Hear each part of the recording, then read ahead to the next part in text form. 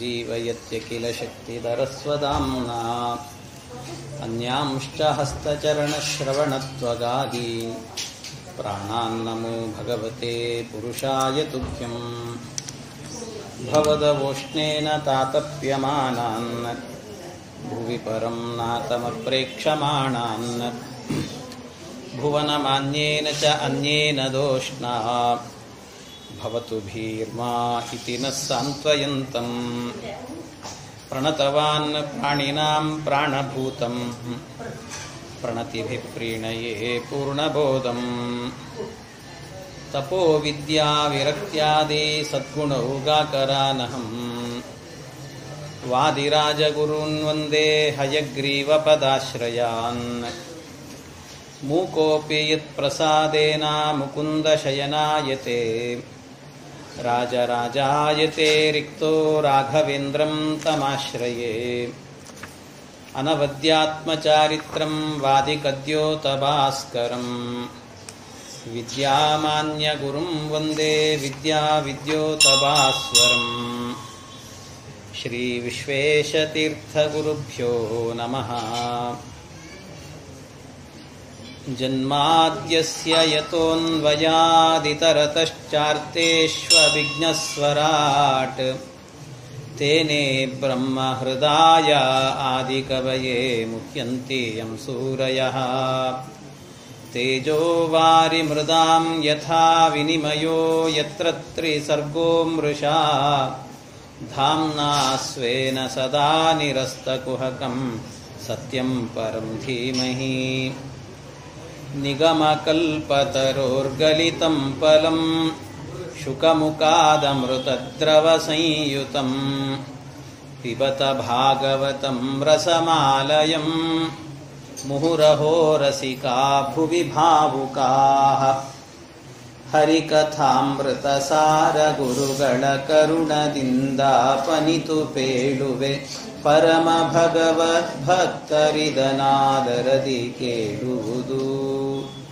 ಶ್ರೀ ಗುರುಭ್ಯೋ ನಮಃ. ಹರಿ ಓಂ ಹರಿ ಓಂ ಹರಿ ಓಂ.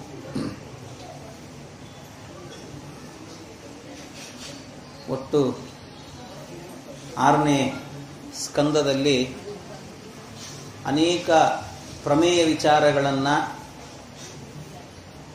ಅನೇಕ ಕಥಾಂಶಗಳನ್ನು ನಿರೂಪಣೆ ಮಾಡಿದ್ದಾರೆ. ಅದರಲ್ಲಿ ಆರಂಭದಲ್ಲಿ 5ನೇ ಸ್ಕಂದದಲ್ಲಿ ನರಕಗಳ ವರ್ಣನೆ ಎನ್ನುವುದು ಬಂದಾಗ ಆ ನರಕಗಳ ವರ್ಣನೆಯನ್ನು ಕೇಳಿದ ಪರೀಕ್ಷಿನ್ ಮಹಾರಾಜ, ಹಾಗಾದರೆ ಪಾಪ ಮಾಡಿದವರೆಲ್ಲರೂ ಕೂಡ ನರಕಕ್ಕೆ ಹೋಗಲೇಬೇಕಾ ಅಂತ ಪ್ರಶ್ನೆ ಮಾಡಿದಾಗ ಆಗ ಶುಕಮುನಿಗಳು ಹೇಳಿದರು, ಇಲ್ಲ, ರೋಗ ಬಂದವರೆಲ್ಲರೂ ಕೂಡ ಸಾಯಲೇಬೇಕು ಅಂತ ನಿಯಮ ಇಲ್ಲ, ಔಷಧಿ ಎನ್ನುವಂತಹದ್ದು ಇದೆ, ವಾಸಿ ಮಾಡಿಕೊಳ್ಳಬಹುದು ಅಂತ ಅದನ್ನು ಹೇಳಿದಾಗ ಅದಕ್ಕೆ ಏನು ಔಷಧಿ ಅಂತ ಕೇಳಿದರೆ ಅದಕ್ಕೆ ಹೇಳಿದರು, ಪರಮ ಭಾಗವತರು ಅಂತ ಕರೆಸಿಕೊಂಡವರೆಲ್ಲರೂ ಕೂಡ ಬಲೆ ಬೀಸಿ ಆ ಅರಗಿಣಿಯನ್ನು ತಮ್ಮಲ್ಲಿ ಇಟ್ಟುಕೊಳ್ಳಬೇಕು ಅಂತ ಹೇಳ್ತಾರೆ. ಎಲ್ಲ ಕಾಲಕ್ಕೆ ಅದು ನಮ್ಮನ್ನು ರಕ್ಷಣೆ ಮಾಡ್ತಾ ಇರುತ್ತೆ ಅಂತ. ಭಾಗವತರು ಅಂತ ಯಾರಿರ್ತಾರೋ ಆ ಭಾಗವತರು ಏನು ಮಾಡಬೇಕಂತೆ, ಇದು ಭಾಗವತ ಎನ್ನುವುದೊಂದು ದೊಡ್ಡ ಸಮುದ್ರ. ಈ ಮೀನುಗಾರ ಹೇಗೆ ಸಮುದ್ರದಲ್ಲಿ ಮೀನುಗಳನ್ನು ಹಿಡಿಬೇಕು ಅಂತ ಅದನ್ನು ಹಾಕ್ತಾನೆ, ಬಲೆ ಹಾಕ್ತಾನೆ, ಹಾಗೆ ಬಲೆ ಬೀಸಬೇಕಂತೆ ಈ ಭಾಗವತ ಸಮುದ್ರದಲ್ಲಿ. ಆಗಾಗ್ಗೆ ಅಲ್ಲಲ್ಲಿ ನಾವು ಕೇಳಿರ್ತೀವಿ, ಭಾಗವತ ಎಷ್ಟೋ ಬಾರಿ ಕೇಳಿರ್ತೀವಿ, ಎಷ್ಟೋ ಬಾರಿ ಭಾಗವತ ಕೇಳಿದ್ರು ಕೂಡ ಇಡೀ ಸಮಗ್ರ ಭಾಗವತ ಎನ್ನುವುದು ನಮ್ಮ ತಲೆಗೆ ಬರೋಲ್ಲ. ಯಾವುದೋ ಒಂದು ಧ್ರುವ ಮಹಾರಾಜರ ಕಥೆನೋ ಪ್ರಹ್ಲಾದರಾಜರ ಕಥೆನೋ ಯಾವುದೋ ಒಂದೊಂದು ಕತೆ ತಲೆಗೆ ಹೋಗ್ತಿರ್ತದಷ್ಟೆ. ಹಾಗೆ ಒಂದೊಂದು ರತ್ನಗಳಿರ್ತದಂಥದ್ರಲ್ಲಿ. ಆದ್ದರಿಂದ ಅದೊಂದು ಅರಗಿಣಿ ಅಂತ ಹೇಳುತ್ತಾರೆ. ಆ ಅರಗಿಣಿಯನ್ನು ಹೆಕ್ಕಿ ತೆಗಿಬೇಕು, ಇದರಲ್ಲಿ ಈ ಬಲೆಯನ್ನು ಹಾಕಿ ಇದನ್ನು ತೆಗೀರಿ ಅಂತ. ಅದಕ್ಕೆ ಅದು ಯಾವಾಗಲೂ ಓಡಾಡ್ತಾ ಇರುತ್ತೆ, ನೀವು ಕರೆದ್ರೆ ಬರ್ತದಷ್ಟೆ. ಅದನ್ನೇ ದಾಸರೊಂದು ಕಡೆಯಲ್ಲಿ ಹೇಳ್ತಾರೆ, ಹರಿನಾಮದರಗಿಣಿಯು ಹಾರುತ್ತಿದೆ ಜಗದಿ, ಪರಮ ಭಾಗವತರು ಬಲೆಯ ಬೀಸುವರೋ. ಎಂಥ ಒಂದು ಪಕ್ಷಿ, ಹರಿನಾಮದರಗಿಣಿ. ಹರಿ ಎನ್ನುವಂಥ ಪಕ್ಷಿ ಹಾರ್ತಾ ಇರುತ್ತೆ.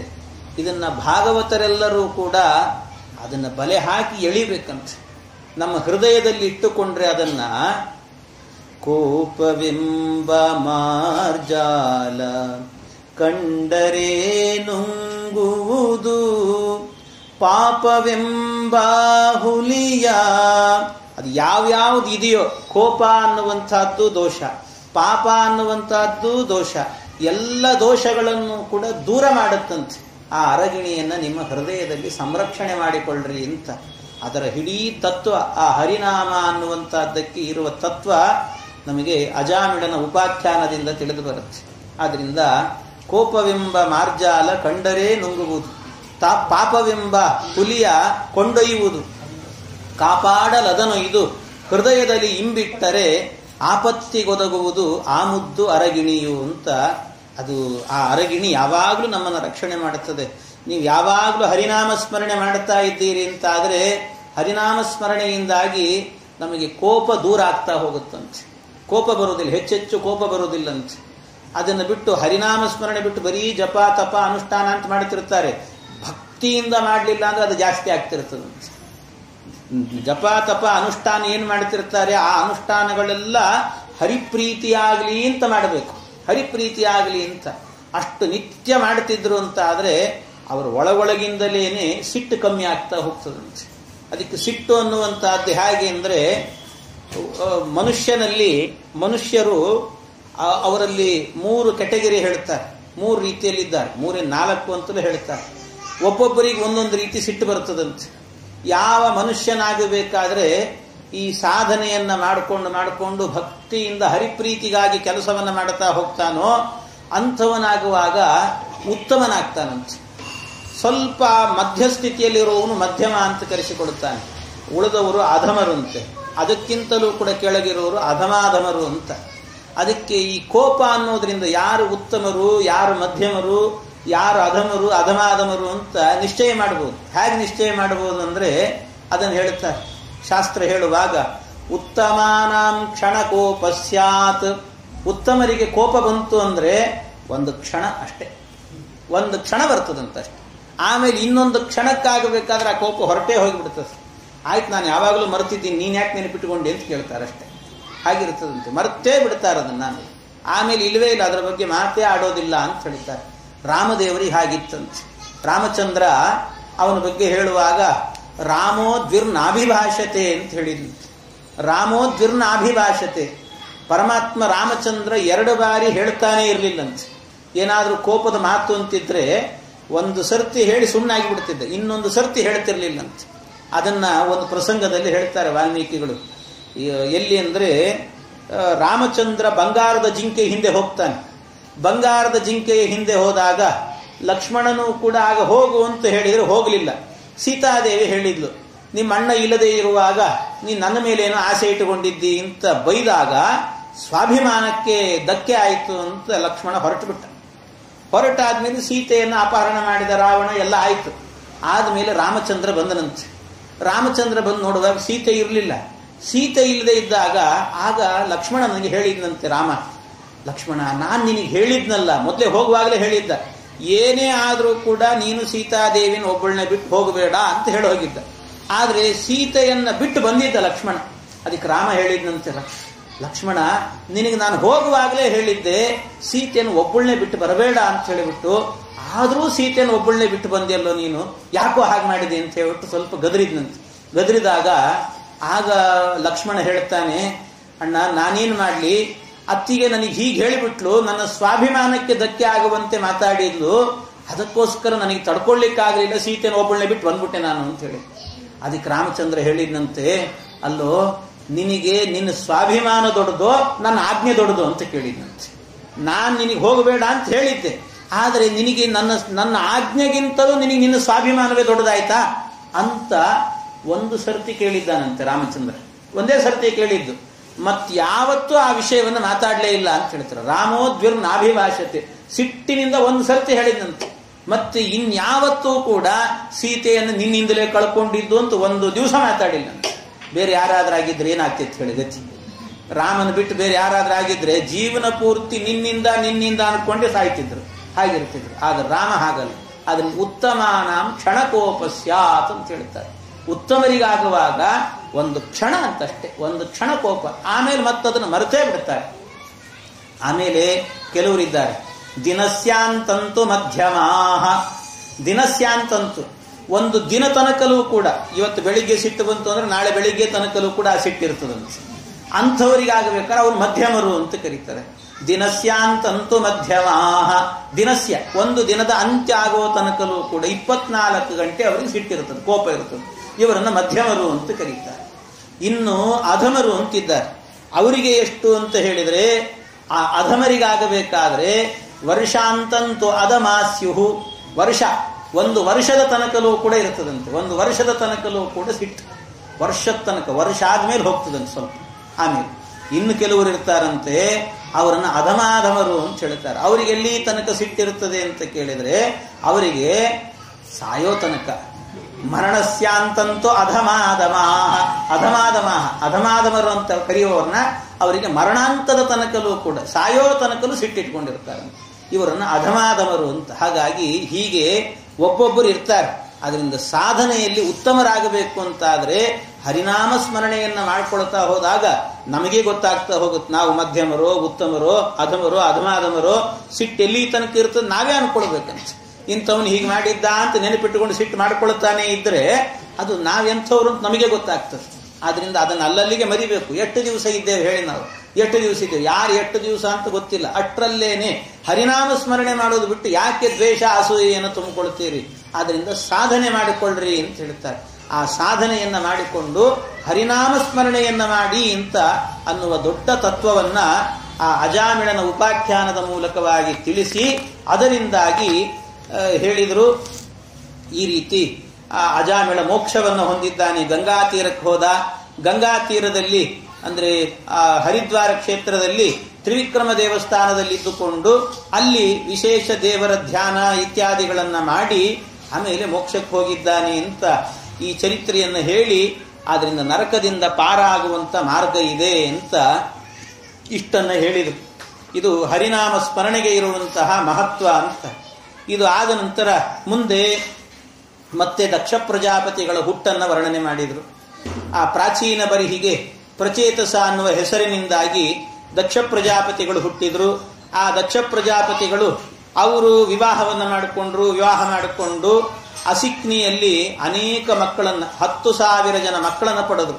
ಆ 10,000 ಜನ ಮಕ್ಕಳನ್ನು ಪಡೆದು ಅವರಿಂದ ಸಂತಾನ ಮುಂದುವರಿಯಲಿ ಅಂತ ವಿಚಾರ ಮಾಡುವಾಗ ಆಗ ಆ ಸಂದರ್ಭದಲ್ಲಿ ಆ 10,000 ಜನರು ಕೂಡ ತಪಸ್ಸಿಗೆ ಹೋಗ್ತೇವೆ ಅಂತ ಹೋದ್ರು. ತಪಸ್ಸಿಗೆ ಹೋದವರಿಗೆ ನಾರದ ಮಹರ್ಷಿಗಳು ಸಿಕ್ಕರು. ನಾರದ ಮಹರ್ಷಿಗಳು 10 ವಿಧವಾದಂತಹ ಪ್ರಶ್ನೆಗಳನ್ನು ಮಾಡಿದ್ರು. ಆ 10 ಪ್ರಶ್ನೆಗಳು ಕೂಡ ಪರಮಾದ್ಭುತವಾದದ್ದು. ಅದನ್ನೆಲ್ಲ ವಿವರಣೆ ಮಾಡಲ್ಲ. ಅಂತೂ ಅಷ್ಟೂ ಕೂಡ 10 ಪ್ರಶ್ನೆಗಳನ್ನ ಕೇಳಿ ಅವರಿಗೆಲ್ಲ ಒಂದೊಂದು ಪ್ರಶ್ನೆಯೂ ಕೂಡ ಅದ್ಭುತವಾಗಿತ್ತು. ಎಲ್ಲವೂ ಕೂಡ ಅಷ್ಟೇ ಅದ್ಭುತವಾದಂಥ ಉತ್ತರವನ್ನ ಅವರೂ ಕೊಟ್ಟರು. ಆ ಉತ್ತರದಿಂದಾಗಿ ಆಮೇಲೆ ಮತ್ತೆ ಸಂಸಾರಕ್ಕೆ ಹೋಗ್ತೀರಾ ಅಂದ್ರೆ ಇಷ್ಟು 10 ಪ್ರಶ್ನೆಗಳಿಗೆ ಉತ್ತರ ಕೊಟ್ಟ ಮೇಲೆ ಇನ್ಯಾಕೆ ಸಂಸಾರ ಬೇಕು ಅಂತ ಸಂಸಾರವನ್ನೇ ಬಿಟ್ಟು ಸನ್ಯಾಸಿಗಳಾದರು. ಆಮೇಲೆ ಅವರೆಲ್ಲ ಹರಿಯೇಶ್ವರು ಸನ್ಯಾಸಿಗಳಾಗಿಬಿಟ್ರು. ಮುಂದೆ ಆಗಬೇಕಾದ್ರೆ ಆಮೇಲೆ ಶಬಲಾಶ್ವ ಅಂತ ಇನ್ನೊಂದು 1000 ಜನ ಮಕ್ಕಳನ್ನು ಪಡೆದ್ರು. ಆ 1000 ಜನ ಮಕ್ಕಳನ್ನು ಪಡೆದು ಅವರನ್ನೂ ಹೀಗೆ ಮಾಡಬೇಕು ಅಂತ ನೋಡಿದ್ರೆ ಅವ್ರನ್ನೂ ಸನ್ಯಾಸಿ ಮಾಡಿಟ್ರು ನಾರದರು. ಅದಕ್ಕೆ ನಾರದರಿಗೆ ಶಾಪ ಹಾಕಿ ಅದಕ್ಕೆ ಈ ಗಂಡು ಮಕ್ಕಳನ್ನು ಪಡೆದ್ರಲ್ಲ ಈ ಸಮಸ್ಯೆ ಅಂತ 60 ಜನ ಹೆಣ್ಣು ಮಕ್ಕಳನ್ನು ಪಡೆದ್ರು. ಆ 60 ಜನ ಹೆಣ್ಣು ಮಕ್ಕಳಲ್ಲಾಗುವಾಗ ಆ 13 ಜನರನ್ನ ಈ ಧರ್ಮ ಪ್ರಜಾಪತಿಗಳಿಗೆ ಎಲ್ರಿಗೂ ಒಬ್ಬೊಬ್ಬರಿಗೆ ವಿವಾಹ ಮಾಡಿಕೊಟ್ಟು ಕೊನೆಯಲ್ಲಿ ಕಶ್ಯಪ ಮಹರ್ಷಿಗಳಿಗೆ ಒಂದಷ್ಟು ಜನರನ್ನು ವಿವಾಹ ಮಾಡಿದರು. ಆ ಕಶ್ಯಪ ಮಹರ್ಷಿಗಳಿಗೆ ಅನೇಕರು ದಿತಿ, ಅದಿತಿ, ಕೀಕಸ, ವಿನತ ಮೊದಲಾದವರು. ಅದರಲ್ಲಿ ಅದಿತಿ ದೇವಿ, ಆ ಅದಿತಿ ದೇವಿಯಲ್ಲಾಗಬೇಕಾದ್ರೆ 2 ಮಕ್ಕಳು ಹುಟ್ಟಿದ್ರು. ಅದರಲ್ಲಿ 12 ಜನ ಮಕ್ಕಳು ಹುಟ್ಟಿದ್ರು ಅಂತ ಆದಿತ್ಯರು ಅಂತ. ಅದಿತಿಯಲ್ಲಿ ಹುಟ್ಟಿದವರಿಗೆ ಆದಿತ್ಯರು ಅಂತ. ಆ ಆದಿತ್ಯರಲ್ಲಿ 12 ಜನ ಆದಿತ್ಯರಿದ್ರು, 12 ಆದಿತ್ಯರು ಅಂತ. ಆ ಆದಿತ್ಯರಲ್ಲಾಗಬೇಕಾದ್ರೆ ಒಬ್ಬ ಆದಿತ್ಯನ ಹೆಸರು ತ್ವಷ್ಟ ಅಂತ, ತ್ವಷ್ಟ ಪ್ರಜಾಪತಿ ಅಂತ ಕರೀತಾರೆ. ಆ ತ್ವಷ್ಟ ಅನ್ನುವಂಥ ಆದಿತ್ಯ ಏನಿದ್ದ, ಆ ಆದಿತ್ಯನಿಗೆ ರೋಚನ ಅನ್ನುವಂಥ ಹೆಂಡತಿಯಲ್ಲಿ 2 ಮಕ್ಕಳು ಹುಟ್ಟಿದ್ರು. ಆ ಇಬ್ಬರು ಮಕ್ಕಳು ಒಬ್ಬನ ಹೆಸರು ಸನ್ನಿವೇಶ, ಇನ್ನೊಬ್ಬನ ಹೆಸರು ವಿಶ್ವರೂಪಾಚಾರ್ಯರು ಅಂತ. ಹೀಗೆ ಇಬ್ಬರು ಹುಟ್ಟಿದ್ರು. ಅದರಲ್ಲಿ ಆ ವಿಶ್ವರೂಪಾಚಾರ್ಯರನ್ನ ಇವರು ದೇವತೆಗಳ ಗುರುಗಳನ್ನಾಗಿ ಮಾಡಿಕೊಂಡು ಅವರಿಂದ ಹೋಮ ಹವನವನ್ನು ಮಾಡಿಸಿದ್ರು ಅಂತ ಹೇಳಿದಾಗ ಪರೀಕ್ಷಿನ್ ಮಹಾರಾಜ ಕೇಳಿದ, ಅಲ್ಲ ಅವರನ್ಯಾಕೆ ಮಾಡಿಸಿದ್ದು ಅಂತ ಕೇಳುವಾಗ ಆಗ ಬೃಹಸ್ಪತ್ಯಾಚಾರ್ಯ ಇದ್ರಲ್ವೇ ಅಂದ್ರೆ ಬೃಹಸ್ಪತ್ಯಾಚಾರ್ಯರಿಗೆ ಅವಮಾನವನ್ನು ಮಾಡಿದ್ರು. ಅವಮಾನವನ್ನು ಮಾಡಿದ್ರಿಂದ ಅವರು ಅಧಪಾತಕ್ಕೆ ಹೋದರು. ಅದಕ್ಕೆ ವಿಶ್ವರೂಪಾಚಾರ್ಯರನ್ನು ಕರೆದು ಅವರಿಂದ ಹೋಮಗಳನ್ನೆಲ್ಲ ಮಾಡಿಸಿದ್ರು. ಆ ವಿಶ್ವರೂಪಾಚಾರ್ಯನ ಯಾಕೆ ಆಯ್ಕೆ ಮಾಡಿಕೊಂಡ್ರು ಅಂದ್ರೆ ಅವರಿಗೆ ನಾರಾಯಣ ವರ್ಮದ ಸಿದ್ಧಿ ಇತ್ತು ಅಂತ ಆ ನಾರಾಯಣ ವರ್ಮದ ಮಹತ್ವವನ್ನೆಲ್ಲ ನಿರೂಪಣೆ ಮಾಡಿದರು. ನಾರಾಯಣ ವರ್ಮದ ಮಹತ್ವವನ್ನು ಹೇಳುವಾಗ ಇಡೀ ಸ್ತೋತ್ರದ ಮಹತ್ವವನ್ನು ಹೇಳಿದ್ದಾರೆ. ಅದು ಪೂರ್ಣ ಸ್ತೋತ್ರವನ್ನು ನಾನೇನು ಮಹತ್ವ ಹೇಳಿಲ್ಲ, ಅದರ ಕೆಲವೊಂದು ಭಾಗಗಳನ್ನು ಮಾತ್ರ ನಿರೂಪಣೆ ಮಾಡಿದ್ದೇನೆ. ಅದರಲ್ಲಿ ಮುಖ್ಯವಾಗಿ ಪರಮಾತ್ಮ ಒಂದೊಂದು ರೂಪದಿಂದ ಒಂದೊಂದು ಕಡೆಯಲ್ಲಿ ರಕ್ಷಣೆ ಮಾಡುತ್ತಾನೆ ಅನ್ನೋದು, ಒಂದೊಂದು ಕಾಲದಲ್ಲಿ ಒಂದೊಂದು ರೂಪದಿಂದ ರಕ್ಷಣೆ ಮಾಡುತ್ತಾನೆ ಪರಮಾತ್ಮ ಅನ್ನೋದು.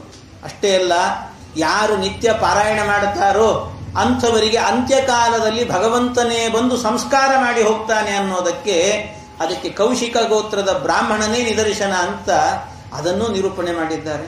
ಆಮೇಲೆ ಯಾರಿಗೆ ಮೂಳೆ ನೋವು ಅಂತ ಹೇಳ್ತಾರೆ, ಮೂಳೆಗಳು ಸವಿಬಾರದು ಅಂತ ಆದ್ರೆ ನಾರಾಯಣ ವರ್ಮವನ್ನ ಪಾರಾಯಣ ಮಾಡ್ರಿ ಅಂತ ಹೇಳಿದ್ದಾರೆ. ದದೀಚಿ ಋಷಿಗಳಾಗಬೇಕಾದ್ರೆ ಮೂಳೆಯನ್ನೇ ಅಷ್ಟು ಗಟ್ಟಿ ಇತ್ತು ಮೂಳೆ ಅಂತ ಅರ್ಥ. ಆದ್ರಿಂದ ಮೂಳೆಗಳು ಗಟ್ಟಿ ಆಗಬೇಕು ಅಂತ ಆದ್ರೆ ವಯಸ್ಸಾದಂತೆ ಸೌದು ಹೋಗ್ತಿರ್ತಾವೆ. ಕೂತ್ರು ಏಳ್ಲಿಕ್ಕಾಗಲ್ಲ, ಎದ್ರು ಕೂಡ್ಲಿಕ್ಕಾಗಲ್ಲ, ಹಾಗಿರ್ತದೆ. ಚೇರ್ ಮೇಲೆ ಕೂಡಬೇಕು ಅನ್ನೋ ಸ್ಥಿತಿ ಬರ್ತದೆ. ಹೀಗೆಲ್ಲ ಆದರೆ ಅದೆಲ್ಲವನ್ನೂ ಕೂಡ ಮೀರುವಂತಹದ್ದು, ಆ ಎಲ್ಲ ಶಕ್ತಿಯನ್ನು ಕೊಡುವಂತಹದ್ದು ನಾರಾಯಣ ವರ್ಮ ಅಂತ. ಆ ನಾರಾಯಣ ವರ್ಮ ಒಂದಿದ್ರೆ ಸಾಕು, ದಿವ್ಯವಾದಂಥ ಮಂತ್ರ ಅಂತ ಆ ಮಂತ್ರದ ವಿಶೇಷತೆಯನ್ನು ಹೇಳಿದ್ದಾರೆ. ಅಶ್ವಿನಿ ದೇವತೆಗಳಿಗೆ ಉಪದೇಶ ಮಾಡುವಾಗ ಆ ಕುದುರೆ ಮುಖದಿಂದಲೇ ಉಪದೇಶ ಮಾಡಿದ್ರಿಂದ ಇದು ಸಾಕ್ಷಾತ್ ಹಯಗ್ರೀವ ನಾಮಕ ಪರಮಾತ್ಮನೇ ಇದಕ್ಕೆ ಮೂಲ ದೇವತೆ ಅಂತಲೂ ಕೂಡ ಅದನ್ನು ಸೂಚನೆ ಮಾಡಿದ್ದಾರೆ. ಇಷ್ಟಾದ ನಂತರ ವಿಶ್ವರೂಪಾಚಾರ್ಯರು ಅವರು ಗೊತ್ತಿಲ್ಲದೇನೆ ಬೇರೆಯವರಿಗೆ ಆಹುತಿಯನ್ನು ಕೊಡ್ತಾ ಇದ್ರು ಅಂತ, ಅಸುರೇಭ್ಯ ಅಸುರರಿಗೂ ಕೂಡ ಕೊಡ್ತಾ ಇದ್ರು ಅಂತ ಗೊತ್ತಾಗಿ ವಿಶ್ವರೂಪಾಚಾರ್ಯರ 3 ತಲೆಗಳನ್ನು ಕಡದು ಹಾಕಿದ್ರಂತೆ. 3 ತಲೆಯನ್ನ ಕಡದು ಹಾಕಿದಾಗ ಅವರಿಗೆ ಬ್ರಹ್ಮಹತ್ಯಾ ದೋಷ ಬಂತು. ಆ ಬ್ರಹ್ಮಹತ್ಯಾ ದೋಷವನ್ನ ಒಂದೊಂದು ಕಡೆಯಲ್ಲಿ ಹಂಚಿದ್ರು. ಒಂದು ಭೂಮಿಯಲ್ಲಿ, ನೀರಿನಲ್ಲಿ, ಮರದಲ್ಲಿ, ಸ್ತ್ರೀಯರಲ್ಲಿ ಅಂತ ಹಂಚಿದರು. ಹೀಗೆ ಹಂಚಿದಾಗ ಆಮೇಲೆ ಅವರಿಗೆ ಸರಿಯಾದ ವರಗಳನ್ನು ಕೂಡ ಕೊಟ್ಟಿದ್ದಾರೆ. ಇಷ್ಟಾಯಿತು. ಆಮೇಲೆ ಇಷ್ಟು ನಡೆದಾದ ಮೇಲೆ ಕೊನೆಗೆ ಉಳಿದಂತ ಜಿಡ್ಡೇನಿತ್ತು ಅದನ್ನು ಆಪೋಹಿಷ್ಟಾದಿ ಮಂತ್ರಗಳಿಂದ ಮಾರ್ಜನೆ ಮಾಡಿಕೊಂಡು ಅದನ್ನು ಕೂಡ ಪರಿಹಾರ ಮಾಡಿಕೊಂಡಿದ್ದಾರೆ. ಆಮೇಲೆ ವೃತ್ರಾಸುರನನ್ನ ಕಳಿಸಿದ್ರು. ತ್ವಷ್ಟೃ ಪ್ರಜಾಪತಿಗಳು ನನ್ನ ಮಗನನ್ನು ಕೊಂದದ್ರಿಂದ ಇಂದ್ರನನ್ನ ಕೊಲ್ಲುವಂತ ಮಗ ಹುಟ್ಲಿ ಅಂತ ಹೋಮ ಮಾಡಿದ್ರು. ಇಂದ್ರನಿಂದ ಕೊಲ್ಲಲ್ಪಡುವ ಮಗ ಹುಟ್ಲಿ ಅನ್ನುವ ಅರ್ಥ ಬಂತು. ಅದಕ್ಕೆ ಅಂಥ ಮಗ ಬಂದ, ವೃತ್ರಾಸುರನಾಗಿ ಬಂದು ಆಗ ಇಂದ್ರದೇವರ ವಿರುದ್ಧವಾಗಿ ಹೋರಾಟವನ್ನು ಮಾಡಿದ್ರು. ನಿರಂತರ ದೊಡ್ಡ ಹೋರಾಟ ನಡೆಯಿತು. ಆ ಹೋರಾಟದಲ್ಲಾಗಬೇಕಾದ್ರೆ ಕೊನೆಯಲ್ಲಿ ಈ ವೃತ್ರಾಸುರನನ್ನ ಸಂಹಾರ ಮಾಡುವಾಗ ಇಂದ್ರದೇವರನ್ನೇ ನುಂಗಿದ ಕೂಡಲೇ ಹೊಟ್ಟೆಯಲ್ಲಿರುವ ಇಂದ್ರನಿಗೆ ಹೇಳಿದ ಹೊರಗಿನಿಂದಲೇ, ನನಗೀಗಲೇ ದೇವರ ನಾಮಸ್ಮರಣೆ ಬರ್ತಾ ಇದೆ, ಈಗಲೇ ಸರಿಯಾದ ಕಾಲ ನನ್ನನ್ನು ಕೊಂದು ಹಾಕು ಅಂತ, ಕೊಲ್ಲು ಅಂತ ಕೇಳಿದಾಗ ಆಗ ಆ ವೃತ್ರಾಸುರನನ್ನ ಒಳಗಿಂದಲೇ ದೇಹವನ್ನು ಸೀಳಿಕೊಂಡು ಇಂದ್ರದೇವರು ಹೊರಗೆ ಬಂದರು. ಈ ರೀತಿ ಸಂಹಾರವನ್ನು ಮಾಡಿದ್ರು ಅಂತ ಅವನ ಚರಿತ್ರೆಯನ್ನು ಹೇಳಿದರು. ಅದು ಇಷ್ಟು ಹೇಳುವಾಗ ಅಲ್ಲಿ ಬಂದಂತಹದ್ದೇನು ಅಂದ್ರೆ ಪ್ರಶ್ನೆ, ಈ ವೃತ್ರಾಸುರ ಕೊನೆ ಕಾಲದಲ್ಲಿ ಸಾಯೋ ಕಾಲದಲ್ಲಾಗಬೇಕಾದ್ರೆ ಇಷ್ಟು ಅದ್ಭುತವಾಗಿ ಹರಿನಾಮ ಸ್ಮರಣೆಯನ್ನ ಮಾಡಿದ್ದಾನೆ ಅಂತ ಹೇಳ್ತಿದ್ದಾರೆ. ಹರಿನಾಮ ಸ್ಮರಣೆಯನ್ನ ಮಾಡಿದ್ದಾನೆ ಅಂದ್ರೆ ಯಾರವನು, ಮೂಲದಲ್ಲಿ ಯಾವ ಜೀವ ಅವನು ಅಂತ ಅವನ ಬಗ್ಗೆ ವಿಶೇಷವಾದಂಥ ಪ್ರಶ್ನೆಯನ್ನ ಮಾಡುತ್ತಾರೆ ಈ ಪರೀಕ್ಷಿನ್ ಮಹಾರಾಜರು. ವೃತ್ರೇಹ ತೇತ್ರಯೋ ಲೋಕ ವಿನಾಶಕ್ರೇಣ ಭೂರಿದ ಸಪಾಲಾಹ್ಯಭವನ್ ಸದ್ಯೋ ವಿಜ್ವರ ನಿರ್ವೃತೇಂದ್ರಿಯಾ. ಆ ವೃತ್ರಾಸುರ ಯಾರು ಅಂತ ಕೇಳುವಾಗ ಆ ವೃತ್ರಾಸುರನ ಚರಿತ್ರೆ ಹೇಳ್ತೇವೆ ಅಂತ ಹೇಳಿದ್ರಂತೆ. ಇದು ಹೇಳುವಾಗ ಇಷ್ಟು ನಡೀತಲ್ಲ, ಇಷ್ಟು ನಡೀತಾ ಇರುವಾಗಲೇನೆ ಅದೇ ಸಂದರ್ಭದಲ್ಲೇನೆ ಇನ್ನೊಂದು ವೈಶಿಷ್ಟ್ಯವನ್ನು ಹೇಳುತ್ತಾರೆ. ವೃತ್ರಾಸುರನನ್ನ ಕೊಂದಾಗಲೂ ಕೂಡ ಮತ್ತೆ ಪುನಃ ಅವರಿಗೆ ಬ್ರಹ್ಮಹತ್ಯಾ ದೋಷ ಬಂತಂತೆ ಇಂದ್ರದೇವರಿಗೆ. ಹಾಗೆ ಅಂತ ವರ್ಣನೆ ಕಾಣಿಸುತ್ತೆ ಮೇಲ್ನೋಟಕ್ಕೆ. ಆದರೆ ಈ ವಿಚಾರವನ್ನ ಬ್ರಹ್ಮಸೂತ್ರ ಭಾಷ್ಯದಲ್ಲಾಗುವಾಗ ಶ್ರೀಮದ್ ಆಚಾರ್ಯರು ನಿರೂಪಣೆ ಮಾಡುವಾಗ ವೃತ್ರಾಸುರನನ್ನ ಕೊಂದದ್ದರಿಂದಾಗಿ ದೋಷ ಏನು ಬಂದಿರಲಿಲ್ಲ ಅಂತ.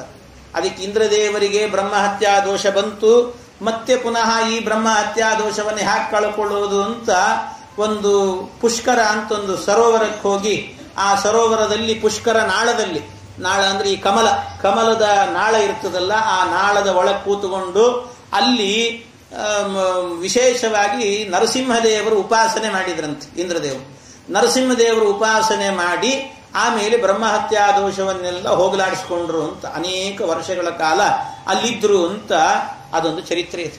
ಅದು ಯಾಕೆ ಅಂದ್ರೆ ವೃತ್ರಾಸುರನ ಸಂಹಾರ ಮಾಡಿದ್ರಿಂದಾಗಿ ಅವನಿಗೆ ಬ್ರಹ್ಮಹತ್ಯಾ ದೋಷ ಪುನಃ ಬಂತು ಅಂತ. ಆದರೆ ಆಚಾರ್ಯರು ನಿರೂಪಣೆ ಮಾಡುವಾಗ ಬ್ರಹ್ಮಸೂತ್ರ ಇದು ಇಲ್ಲಿಲ್ಲ, ಭಾಗವತದಲ್ಲಿಲ್ಲ, ಬ್ರಹ್ಮಸೂತ್ರ ಭಾಷ್ಯದಲ್ಲಿ ಹೇಳ್ತಾರೆ. ಬ್ರಹ್ಮಸೂತ್ರ ಭಾಷ್ಯದಲ್ಲಿ ಹೇಳಬೇಕಾದ್ರೆ ಆಚಾರ್ಯರು ಹೇಳ್ತಾರೆ, ಇಂದ್ರ ಅಪರೋಕ್ಷ ಜ್ಞಾನಿ. ಅವನು ಇಂದ್ರ ಅಪರೋಕ್ಷ ಜ್ಞಾನಿ ಆದ್ರಿಂದ ಅವನಿಗೇನಾದ್ರೂ ಬ್ರಹ್ಮಹತ್ಯಾ ಮೊದಲಾದ ದೋಷ ಬರಬೇಕು ಅಂತಿದ್ರೆ ಆ ದೋಷ ಎನ್ನುವಂತಹದ್ದು ಸ್ವೋತ್ತಮರಲ್ಲಿ ಏನಾದ್ರೂ ದ್ರೋಹವನ್ನ ಮಾಡಿದ್ರೆ ಮಾತ್ರ ಬರ್ತದೆ. ಅಧಮರಲ್ಲಿ ಮಾಡಿದ್ರೆ ಬ್ರಹ್ಮಹತ್ಯಾ ದೋಷ ಬರಲ್ಲ. ಮತ್ತೆ ವಿಶ್ವರೂಪಾಚಾರ್ಯನ್ ಮಾಡಿದಾಗಲೂ ಕೂಡ ಅವರೇನು ಸ್ವೋತ್ತಮರಲ್ಲ, ಇಂದ್ರದೇವರಿಗಿಂತ ಉತ್ತಮರೇನಲ್ಲ ಅವರು. ಹಾಗಾಗಿ ಅವರಿಗೆ ದೋಷ ಇಲ್ಲ. ಆದ್ರಿಂದ ಬ್ರಹ್ಮಹತ್ಯಾ ಬಂದು ಕೂಡ್ಲೇನೆ ಇಂದ್ರನ ಒಳಗ್ ಪ್ರವೇಶ ಮಾಡ್ಲಿಕ್ಕೆ ಹೆದರ್ತಂತದ್ದು. ಕೊನೆಗೆ ಇಂದ್ರದೇವರೇ ಬೊಗುಸೇಲ್ ತಗೊಂಡದ್ದು, ಅದನ್ನು ಬ್ರಹ್ಮಹತ್ಯೆಯನ್ನು ಬೊಗುಸೇಲ್ ತಗೊಂಡು ಬೇರೆ ಬೇರೆ ಕಡೆಯಲ್ಲಿ ಹಂಚಿದ್ರಷ್ಟೇ. ಅದನ್ನು ಆ ರೀತಿ ಮಾಡಿದ. ಹಾಗೆ ಇಲ್ಲಿ ವೃತ್ರ ಏನಿದ್ದಾನೆ, ಈ ವೃತ್ರಾಸುರ ಆಗಬೇಕಾದ್ರೆ ಅವನು ಬಹಳ ಅಧಮ, ಇವರಿಗಿಂತಲೂ ಕೂಡ ಕೆಳಗಿರುವವನು ಕಕ್ಷೆಯಲ್ಲಿ. ಅವನ ಕಕ್ಷೆನೇ ಇಲ್ಲ ಅಂಥವನು. ಹಾಗಾಗಿ ಆ ಬಹಳ ಕೆಳಗಿರುವಂಥವನನ್ನು ಸಂಹಾರ ಮಾಡಿದರೆ ಅದರಿಂದ ಇಂದ್ರದೇವರಿಗೆ ಯಾವ ಪಾಪವೂ ಕೂಡ ಇಲ್ಲ, ಪಾಪ ಎನ್ನುವಂತಹದ್ದು ಬರೋದೇ ಇಲ್ಲ ಅಂತ ಬ್ರಹ್ಮಸೂತ್ರದಲ್ಲಿ ಇದನ್ನ ಸಿದ್ಧಾಂತ ಮಾಡಿದ್ದಾರೆ. ಆದ್ರೂ ಮತ್ತೆ ಹಾಗಾದ್ರೆ ಇಂದ್ರ ತಪಸ್ಸು ಮಾಡಿದ್ನಲ್ಲ, ಹೋಗಿ ಯಾಕೆ ಮಾಡಿದ ಹಾಗಾದ್ರೆ ಅಂತ ಕೇಳಿದ್ರೆ ಅದಕ್ಕೆ ಹೇಳ್ತಾರೆ, ಈ ವೃತ್ರಾಸುರನನ್ನ ಸಂಹಾರ ಮಾಡಿದ್ದಾರಲ್ಲ ಅದು ಮುನ್ಸೂಚನೆ ಅಂತೆ. ಇನ್ನು ಸ್ವೋತ್ತಮರಲ್ಲಿ ಯಾರೆಲ್ಲಾದ್ರೂ ದ್ರೋಹ ಮಾಡುವಂತ ಒಂದು ಚಾನ್ಸ್ ಇದೆ ಅನ್ನೋದು ಮುನ್ಸೂಚನೆ ಅಂತೆ. ಅದು ಆ ಸೂಚನೆಯಿಂದ ಈ ಸಂಹಾರ ಮಾಡಿದ್ದಾರೆ ಅಂತ ಹೇಳಿದ್ರೆ ವೃತ್ರಾಸುರನನ್ನ ಮುನ್ಸೂಚನೆ ಆಯ್ತಂತ ಅವರಿಗೆ. ಏನಂತ, ಮುಂದೆ ಯಾರನ್ನಾದ್ರೂ ಕೂಡ ನಾನು ದ್ರೋಹ ಮಾಡುವ ಚಾನ್ಸ್ ಇದೆ ಅಂತ ಮುನ್ಸೂಚನೆ. ಆದ್ರಿಂದ ಅಂದ್ರೆ ಪ್ರಾರಬ್ಧ ಕರ್ಮ ಅಂತ. ಪ್ರಾರಬ್ಧ ಕರ್ಮವನ್ನು ಏನು ಮಾಡುವಂತೆ ಇಲ್ಲ, ಅದು ಅನುಭವಿಸಲೇಬೇಕು ಅಂತ ಹೇಳ್ತಾರೆ. ಇನ್ನೇನು ಪರಮಾತ್ಮನ ಅನುಗ್ರಹದಿಂದ ಅದರಲ್ಲಿ ಪರ್ಸೆಂಟೇಜ್ ಕಮ್ಮಿ ಆಗಬಹುದಷ್ಟೇ ಹೊರತು ಪೂರ್ಣವಾಗಿ ಪ್ರಾರಬ್ಧ ಕರ್ಮವನ್ನು ಬಿಡೋದಕ್ಕೆ ಸಾಧ್ಯವೇ ಇಲ್ಲ. ಪ್ರಾರಬ್ಧ ಕರ್ಮ ಅನುಭವಿಸಲೇಬೇಕು. ಪ್ರಾರಬ್ಧ ಕರ್ಮಣೋನ್ಯಸ್ಯ ಜ್ಞಾನಾದೇವ ನ ಸಂಶಯ ಅಂತ. ಅನುಭವಿಸಿದ ನಂತರ ಪರಮಾತ್ಮನ ಜ್ಞಾನದಿಂದಲೇನೆ, ಅವನ ತತ್ವಜ್ಞಾನದಿಂದಲೇನೆ ಅಲ್ಪ ಸ್ವಲ್ಪ ಕಡಿಮೆ ಮಾಡಿಕೊಳ್ಬಹುದು, ಪರ್ಸೆಂಟೇಜ್ ಕಮ್ಮಿ ಆಗ್ತದೆ ಅಷ್ಟೇ, ಇಲ್ದಿದ್ರೆ ಇಲ್ಲ. ಹಾಗಾಗಿ ಆ ರೀತಿಯಲ್ಲಿ ಇವರಿಗಿರುವಂತ ಮುಂದಿನ ಪ್ರಾರಬ್ಧ ಕರ್ಮ ಏನಾದರೂ ಇದ್ರೆ ಅದನ್ನ ಪರಿಹಾರ ಮಾಡಿಕೊಳ್ಳಬೇಕು ಅಂತ ಬ್ರಹ್ಮಹತ್ಯಾ ಇತ್ಯಾದಿಗಳನ್ನು ನಟನೆ ಮಾಡಿ ಅವರು ತಪಸ್ಸು ಮಾಡಿದ್ದೇ ಹೊರತು ವೃತ್ರನನ್ನ ಸಂಹಾರ ಮಾಡಿದ್ರಿಂದಾಗಿ ಅವರಿಗೆ ಬ್ರಹ್ಮಹತ್ಯಾ ದೋಷ ಎನ್ನುವಂತಹದ್ದು ಬಂದಿಲ್ಲ. ಇದನ್ನು ತಿಳ್ಕೊಳ್ಬೇಕು ಅಂತ ಶ್ರೀಮದ್ ಆಚಾರ್ಯರು ವಿಶೇಷವಾಗಿ ಬ್ರಹ್ಮಸೂತ್ರ ಭಾಷ್ಯದಲ್ಲಿ ವರ್ಣನೆ ಮಾಡಿದ್ದಾರೆ. ಆಗ ಅವನು ಅಲ್ಲಿ ಹೋಗಿದ್ನಲ್ಲ, ತಪಸ್ಸು ಮಾಡ್ಲಿಕ್ಕೆ ಹೋಗಿದ್ದ. ಆಗ ಇನ್ನೊಂದು ಘಟನೆ ನಡೆಯಿತು ಅಂತ ಹೇಳ್ತಾರೆ. ಇನ್ನೊಂದು ಘಟನೆ ನಡೆಯಿತಂತೆ. ಏನ್ ನಡೆಯಿತು ಅಂತ ಕೇಳಿದ್ರೆ ಅದಕ್ಕೆ ಒಂದು ಘಟನೆ ನಡೆದದ್ದು ಏನು ಅಂದ್ರೆ, ಯಾವಾಗ ಇಂದ್ರ ಸ್ವರ್ಗವನ್ನ ಬಿಟ್ಟು ಹೋಗಿದ್ನೋ, ಸ್ವರ್ಗ ಬಿಟ್ಟು ಹೋದಾಗ ಆಗ ನಹುಷ ಅನ್ನುವವನು, ನಹುಷ ಅವನ ಚರಿತ್ರೆ ಎಲ್ಲ ನಿಮಗೆ 9ನೇ ಸ್ಕಂದದಲ್ಲಿ ರಾಜರ ಚರಿತ್ರೆ ಎಲ್ಲ ಬರುತ್ತದೆ. ಅಲ್ಲಿ ಅವನು ನಹುಷ ಏನು ಮಾಡಿದಂತೆ, ನಹುಷ ಸ್ವರ್ಗಾಧಿಪತ್ಯವನ್ನ ಅವನು ತಗೊಂಡಂತೆ. ಸ್ವರ್ಗದ ಅಧಿಪತಿಯಾದ ಅವನು ಸ್ವರ್ಗದ ಅಧಿಪತಿಯಾಗಿ ಸ್ವರ್ಗದಲ್ಲಿ ಆರೂಢನಾಗಿ ಕೂತ್ಕೊಂಡು ಆಳ್ತಾ ಇದ್ದ. ಆದರೆ ಅವನಿಗೇನಾಯಿತು, ಸ್ವರ್ಗದ ಸಿಂಹಾಸನದ ಅಧಿಪತಿಯಾಗಿದ್ದೀನಿ ಅಂತ ಹೇಳಿಬಿಟ್ಟು ದುರಹಂಕಾರದಿಂದಾಗಿ ಅವನು ಅಲ್ಲಿಗೇನೆ ನಿಲ್ಲದೇನೆ ನಾನು ಶಚೀಪತಿ ಆಗಬೇಕು ಅಂತಲೂ ಅನ್ಕೊಂಡಂತೆ. ಶಚಿಯನ್ನು ಬಯಸಿದ. ಶಚೀಪತಿ ಆಗಬೇಕು ಅಂತ ಬಯಸಿದಾಗ ತಾವತ್ರಿಣಾಕಂ ನಹುಶಾಸ ವಿದ್ಯಾತಪೋ ಯೋಗ ಬಲಾನುಭಾವ ಸಸಂಪದೈಶ್ವರ್ಯ ಮದಾಂಧ ಬುದ್ಧಿ ನೀತಸ್ಥಿರಷ್ಟಾನ್ ಗತಿಮಿಂದ್ರ ಪತ್ನ್ಯ. ಇಂದ್ರಪತ್ನಿಯಾದಂಥ ಶಚೀದೇವಿಯನ್ನು ಬಯಸಿದ. ಈ ರೀತಿ ಬಯಸಿದಾಗ ಶಚೀದೇವಿಯರು ಉಪಾಯ ಮಾಡಿದ್ರಂತೆ, ಎಲ್ಲ ಇವನೆಂಥವನು ನಹುಷ, ನನ್ನ ಮೇಲೇನೆ ಈ ರೀತಿ ಮಾಡುತ್ತಿದ್ದಾನೆ, ಇಂದ್ರನ ಪತ್ನಿ ಅಂತಲೂ ಕೂಡ ನೋಡದೆ ಅದಕ್ಕೆ ಇವನಿಗೆ ಮಾಡಬೇಕು ಅಂತ ಯೋಚನೆ ಮಾಡಿ ಶಚೀದೇವಿಯರು ಏನು ಮಾಡಿದ್ರಂತೆ, ನಿನಗೆ ನನ್ನ ಮೇಲೆ ಬಯಕೆ ಇತ್ತು ಅಂದ್ರೆ ಅದಕ್ಕೆ ನೀನೇನು ಮಾಡಬೇಕು ಅಂದರೆ ನೀನು ಸ್ವರ್ಗದ ಅಧಿಪತಿ ನೀನು. ಹಾಗಾಗಿ ಸ್ವರ್ಗಾಧಿಪತಿ ಆದ್ರಿಂದ ನಿನ್ನ ದರ್ಪವನ್ನು ಒಮ್ಮೆ ತೋರಿಸ್ಬೇಕು, ಆಗ ನಾನು ನಿನ್ನನ್ನು ಒಪ್ಪುಗೊಳ್ತೇನೆ ಎಂದಂತೆ. ಏನು ಅಂದರೆ ಯಾರು ಸಪ್ತ ಋಷಿಗಳು ಅಂತಿದ್ದಾರೆ, ಋಷಿಗಳು, ಮಹಾ ಋಷಿಗಳು, ಆ ಋಷಿಗಳಿಂದ ನೀನು ಪಲ್ಲಕ್ಕಿ ಹೊರಿಸಬೇಕು ಅಂತ ಹೇಳಿದಂತೆ. ನೀನು ಕೂತಿರಬೇಕು, ನಿನ್ನ ಪಲ್ಲಕ್ಕಿನ ಅವ್ರು ಹೊರಬೇಕು ಅಂತ ಈ ರೀತಿ ಹೇಳಿದ್ರಂತೆ. ಸರಿ ಆಯಿತು ಅಂತ ಹೇಳಿ ಅದಕ್ಕೆ ಪಲ್ಲಕ್ಕಿ ಹೊರಿಸೋದಕ್ಕೆ ಅಂತ ಎಲ್ಲ ಋಷಿಗಳನ್ನು ಕರೆದಾಗ ಪಾಪ ಋಷಿಗಳೇನು ಮಾಡಬೇಕು, ಆಯಿತು ಅಂತ ಹೊತ್ತರು. ಪಾಪ ಹೊತ್ತಾಗ ಅದರ ಜೊತೆಗೆ ಅಗಸ್ತ್ಯರಿಗೂ ಕೂಡ ಕರೆದಿದ್ದಂತೆ, ಅಗಸ್ತ್ಯ ಮಹರ್ಷಿಗಳನ್ನ ಕರೆದು, ಅಗಸ್ತ್ಯರೇ ನೀವು ಹೊರಬೇಕು ಅಂತ. ಸ್ವಲ್ಪ ಅಗಸ್ತ್ಯರು ಇರೋದೇ ಕುಳ್ಳುಗಿದ್ರಂತೆ, ಸ್ವಲ್ಪ ಅವರು ಕುಳ್ಳುಗಿದ್ರೆ ಅದರಿಂದ ಒಂದು ಕಡೆಯಲ್ಲಿ ಒಬ್ಬರು ಪಲ್ಲಕ್ಕಿ ಹೊತ್ತಾಗ ಇನ್ನೊಂದು ಕಡೆ ಸ್ವಲ್ಪ ಡೌನ್ ಆಗ್ತಿತ್ತು, ಡೌನ್ ಆಗ್ತಾ ಇತ್ತು. ಆದ್ರಿಂದ ಅವರು ಓಡಾಡುವಾಗ ಅದು ಸ್ವಲ್ಪ ಆ ಕಡೆ ಈ ಕಡೆ ಸ್ವಲ್ಪ ಆ ಕಡೆ ಅಲ್ಲಾಡದಾಗ ಆಗ್ತಿತ್ತು. ಅಲ್ಲಾಡಿದಂತೆ ಆಗೋದ್ರಿಂದ ಅವನಿಗೆ ಸಿಟ್ಟು ಬರ್ಲಿಕ್ಕೆ ಶುರುವಾಯ್ತಂತೆ. ಏನು ಸರಿಯಾಗಿ ಕೂಡ್ಲಿಕ್ಕೆ ಆಗ್ತಿಲ್ಲಲ್ಲ ಅಂತ ಸಿಟ್ಟು ಬರ್ಲಿಕ್ಕೆ ಶುರು. ನಾವೇ ಮಾಡಲ್ವೇ, ಬಸ್ಸಲ್ಲಿ ಹೋಗುವಾಗ ಇದ್ದಕ್ಕಿದ್ದಾಗೆ ಡ್ರೈವರ್ ಏನಾದರೂ ಸಡನ್ ಆಗಿ ಬ್ರೇಕ್ ಹಾಕಿಬಿಟ್ಟ ಅಂದ್ರೆ ಬೈಲಿಕ್ಕೆ ಶುರು ಮಾಡಿಬಿಡ್ತೀವಿ ಎಲ್ಲ ಪ್ರಯಾಣಿಕರು ಸೇರಿ. ಹಾಗೆ ಅವನಿಗೂ ಹಿಂಸೆ ಆಯ್ತು, ಹಿಂಸೆ ಆಗಿ ಬೈಲಿಕ್ಕೆ ಶುರು ಮಾಡಿದ್ರು. ಬೈದ ಕೊನೆಗೆ ಏನು ಮಾಡಿದಂತೆ, ಆ ಸಂದರ್ಭದಲ್ಲಿ ಆ ಅಗಸ್ತ್ಯ ಮಹರ್ಷಿಗಳನ್ನ ಒಳಗಿಂದಲೇ, ಪಲ್ಲಕ್ಕಿ ಒಳಗಿಂದಲೇ ಕೂತುಕೊಂಡು ಕಾಲಲ್ಲೇ ಒಂದ್ಸರ್ತಿ ಬೆನ್ನಿಗೆ ತಿವುದ್ನಂತೆ, ಕಾಲಿಂದಲೇ ತಿವುದ್ನಂತೆ. ಋಷಿಗಳಿಗೆ, ದೊಡ್ಡ ಜ್ಞಾನಿಗಳು, ಅಗಸ್ತ್ಯರು, ಮಹಾತ್ಮರು, ಅಂಥವರಿಗೆ ತುಳಿದು ಹಾಕಿಬಿಟ್ಟ. ತುಳಿದ್ರಿಂದ ಅವರಿಗೆ ಸಿಟ್ಟು ಬಂತು. ಕೂಡಲೇ ಅವನ್ನ, ನೀನು ಈ ಕೂಡಲೇನೆ ನನ್ನನ್ನು ತುಳಿದ್ರಿಂದಾಗಿ ನೀನು ಹೆಬ್ಬಾವಾಗು ಅಂತ ಅವನಿಗೆ ಶಾಪ ಹಾಕಿದ್ರಂತೆ. ಇನ್ನು ಅವನು ಹೆಬ್ಬಾವಾದ ನಂತರ ಏನಾಯಿತು ಅನ್ನೋ ಕಥೆಯೆಲ್ಲ ಮುಂದೆ ಬರುತ್ತದೆ, ಅದು ಬೇರೆ ಕಡೆ ಇರುವಂಥದ್ದು. ಅಂತೂ ಇಷ್ಟನ್ನ ಶಾಪ ಹಾಕಿದ್ರು. ಶಾಪ ಹಾಕಿದ ನಂತರ ಅವನು ಕೆಳಗೆ ಬಿದ್ದ. ಅಲ್ಲಿಗೆ ಸರಿಯಾಗಿ ಇಂದ್ರನ ತಪಸ್ಸು ಕೂಡ ಮುಗಿದಿತ್ತು. ನರಸಿಂಹದೇವರ ಆರಾಧನೆಯನ್ನ ಮಾಡಿ ಅಲ್ಲಿಂದ ಆಗಬೇಕಾದ್ರೆ ಇಲ್ಲಿಗೆ ಬಂದಂತೆ ಇಂದ್ರದೇವರು ಬಂದು ಕೂತಿದ್ದಾರೆ. ಇಷ್ಟು ನಡೆದಂಥ ಚರಿತ್ರೆ. ಇದರ ಮಧ್ಯದಲ್ಲಿ ಇನ್ನು ಚರಿತ್ರೆ ಏನು ಅಂದ್ರೆ, ವೃತ್ರಾಸುರ ಬಂದಲ್ಲ, ಆ ವೃತ್ರಾಸುರನ ಮೂಲ ಏನು ಅಂತ ಕೇಳಿದ್ರೆ, ವೃತ್ರಾಸುರ ಅಂತ ಹೇಳಿದ್ರೆ ಅವನು ಸಾಮಾನ್ಯ ವ್ಯಕ್ತಿ ಅಲ್ಲ, ಅವನೊಬ್ಬ ದೊಡ್ಡ ರಾಜನಾಗಿದ್ದ ಅಂತ ಹೇಳ್ತಾರೆ. ಆಸೀದ್ರಾಜ ಸಾರ್ವಭೌಮ ಶೂರಸೇನೇಶು ವೈ ನೃಪ ಚಿತ್ರಕೇತುರಿತಿ ಖ್ಯಾತಃ ಯಸ್ಯಾಸೀತ್ ಕಾಮಧುಮ್ಮಹಿ. ಒಬ್ಬ ರಾಜ, ಶೂರಸೇನ ಅನ್ನುವಂಥ ಒಂದು ದೇಶ, ಆ ಶೂರಸೇನ ಅನ್ನುವಂಥ ದೇಶದಲ್ಲಿ ಇವನು ರಾಜನಾಗಿದ್ದಂತೆ. ಚಿತ್ರಕೇತು ಅಂತ ಹೆಸರವನು, ಆ ವೃತ್ರಾಸುರನ ಪೂರ್ವಜನ್ಮ ಇದು. ಆ ಚಿತ್ರಕೇತು ಅನ್ನುವಂಥ ಹೆಸರಿನಿಂದ ಇದ್ದ. ಅವನಿಗೆ ಎಷ್ಟು ಮದುವೆ ಆಗಿತ್ತು ಅಂದ್ರೆ, ಎಷ್ಟು ಜನ ಹೆಂಡಂದ್ರಿದ್ರು ಅಂದ್ರೆ, ತಸ್ಯ ಭಾರ್ಯ ಸಹಸ್ರಾಣಿ ದಶಾಭವನ್ ಸಾಂತಾನಿ ಕಶ್ಚಾಪಿ ನೃಪಃ ನಲೇವೇ ತಾಸು ಸಂತತಿಂ. ಅವನಿಗೆ 1,000,000 ಹೆಂಡಂದ್ರಿದ್ರಂತೆ, 1,000,000 ಹೆಂಡಂದ್ರಿದ್ರಂತೆ. ಅಷ್ಟು ಜನ ಹೆಂಡಂದ್ರಿದ್ರು. ಆದ್ರೆ ಅಷ್ಟೂ ಜನ ಹೆಂಡಂದ್ರಿದ್ರು ಕೂಡ ಒಬ್ಬ ಹೆಂಡತಿಯಲ್ಲೂ ಕೂಡ ಅವನಿಗೆ ಸಂತಾನ ಆಗಿರಲಿಲ್ಲ. ಎಂಥ ದುರ್ದೈವ ನೋಡಿ. 1,000,000 ಮದುವೆ ಮಾಡಿಕೊಂಡಿದ್ದ, 1,000,000 ಮದುವೆ ಮಾಡಿಕೊಂಡ್ರು ಕೂಡ ಒಂದು ಸಂತಾನ ಆಗಿರ್ಲಿಲ್ಲಂತೆ. 1,000,000 ಸಂಖ್ಯೆ ಆದ್ರೂ ಇರಲಿಲ್ಲ. ಆದರೆ ಅವನಿಗೆ ಬಹಳ ಎಲ್ಲ ಇತ್ತು, ರೂಪ ಇತ್ತು, ಯೌವನ ಇತ್ತು, ತಾರುಣ್ಯ ಎಲ್ಲ ಇತ್ತು, ಬೇಕಾದಷ್ಟು ಸಂಪತ್ತು ಎಲ್ಲ ಇತ್ತು. ಎಷ್ಟು ಇದ್ರೂ ಕೂಡ ಅವನಿಗೆ ದುಃಖ ಅನ್ನುವಂಥದ್ದು ಸೇರಿತ್ತಂತೆ. ಯಾಕೆ ಅಂದರೆ ಪುತ್ರ ಇಲ್ಲ, ಒಂದು ಸಂತಾನ ಇಲ್ಲ. ಸಂತಾನ ಇಲ್ಲ ಅನ್ನುವಂಥ ದುಃಖ ಎನ್ನುವಂಥದ್ದು ಒಳಗೆ ಮನೆ ಮಾಡಿತ್ತಂತೆ. ತಸ್ಯೈಕ ಧಾತು ಭವನಂ ಅಂಗಿರಾ ಭಗವಾನ್ ಋಷಿ ಲೋಕಾನನುಚರನ್ ನೇತಾನ್ ಉಪಾಗಚ್ಚತ್ಯದೃಚ್ಛಯ. ಒಮ್ಮೆ ಏನಾಯ್ತು, ಅವನ ಮನೆಗೆ ಅಂಗಿರಸ ಋಷಿಗಳು ಬಂದ್ರಂತೆ.